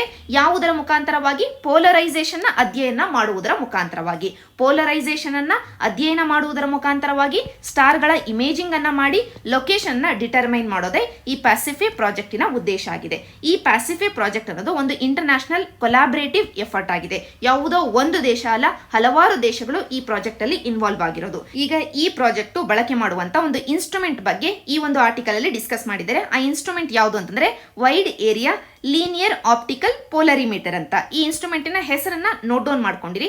ಈ ಪ್ರಾಜೆಕ್ಟಿನ ಬಗ್ಗೆ ಕೊಡೋಣ. ಈ ಪ್ರಾಜೆಕ್ಟಿನ ಹೆಸರು ನಿಮಗೆ ನೆನಪಿದ್ರೆ ಮತ್ತು ಈ ಪ್ರಾಜೆಕ್ಟಿನ ಉದ್ದೇಶ ಏನು ಇಷ್ಟು ನಿಮಗೆ ನೆನಪಿದ್ರೆ ಸಾಕಾಗುತ್ತೆ. ಹೆಚ್ಚಿನ ಇನ್ಫಾರ್ಮೇಶನ್ ಅಥವಾ ಇನ್ ಡೆಪ್ತ್ ನಾಲೆಡ್ಜ್ ಏನು ಬೇಕಾಗಿಲ್ಲ.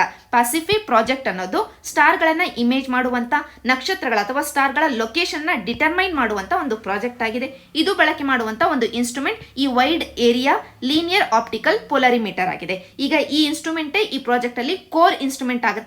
ಯಾಕೆಂತಂದ್ರೆ ಈ ಇನ್ಸ್ಟ್ರೂಮೆಂಟ್ ಸ್ಟಾರ್ ಗಳಿಂದ ಹೊರ ಬರ್ತಾ ಇರುವಂತ ಪೋಲರೈಸ್ಡ್ ಆಗಿರುವಂತ ಲೈಟ್ ಸಿಗ್ನಲ್ ಗಳನ್ನ ಡಿಟೆಕ್ಟ್ ಮಾಡೋದು. ಅದಕ್ಕೋಸ್ಕರ ಇಷ್ಟನ್ನ ಈ ಆರ್ಟಿಕಲ್ ಅಲ್ಲಿ ಡಿಸ್ಕಸ್ ಮಾಡಿದ್ದಾರೆ. ಜಸ್ಟ್ ಈ ಆರ್ಟಿಕಲ್ ಅಲ್ಲಿರುವಂತ ಇನ್ಫಾರ್ಮೇಶನ್ ಮಾತ್ರನೇ ನಮಗೆ ಎಕ್ಸಾಮ್ ಪರ್ಸ್ಪೆಕ್ಟಿವ್ ಅಲ್ಲಿ ಸಾಕಾಗುತ್ತೆ. ಯಾಕೆಂದ್ರೆ ಯೂಶಲಿ UPSC ಪ್ರಿಲಿಮ್ಸ್ ಅಲ್ಲಿ ಇನ್ ಡೆಪ್ತ್ ನಾಲೆಡ್ಜ್ ಅನ್ನ ಕೇಳೋದಿಲ್ಲ ಈ ರೀತಿಯಾದಂತ ಪ್ರಾಜೆಕ್ಟ್ ಗಳ ವಿಷಯದಲ್ಲಿ. ಅದಕ್ಕೋಸ್ಕರ ನಂತರ ಸೆಕ್ಯೂರಿಟಿ ಇಶ್ಯೂಸ್ಗೆ ಶಿಫ್ಟ್ ಆಗೋದ್ರೆ ಇದೇ ವಾರ PIB ಅಲ್ಲಿ ಬಂದಂತ ಈ ಆರ್ಟಿಕಲ್ ಅಲ್ಲಿ ಇಂಡಿಯಾ ಮತ್ತು ಥೈಲ್ಯಾಂಡಿನ ನಡುವೆ ಪ್ರತಿ ವರ್ಷ ನಡೆಯುವಂತ ಒಂದು ಎಕ್ಸರ್ಸೈಸ್ ಕೋಆರ್ಡಿನೇಟೆಡ್ ಪ್ಯಾಟ್ರೋಲ್ ಅಥವಾ ಕಾರ್ಪ್ಯಾಟ್ ಅನ್ನುವಂತ ಎಕ್ಸರ್ಸೈಸ್ ಬಗ್ಗೆ ಮಾತಾಡ್ತಾ ಇದ್ದಾರೆ.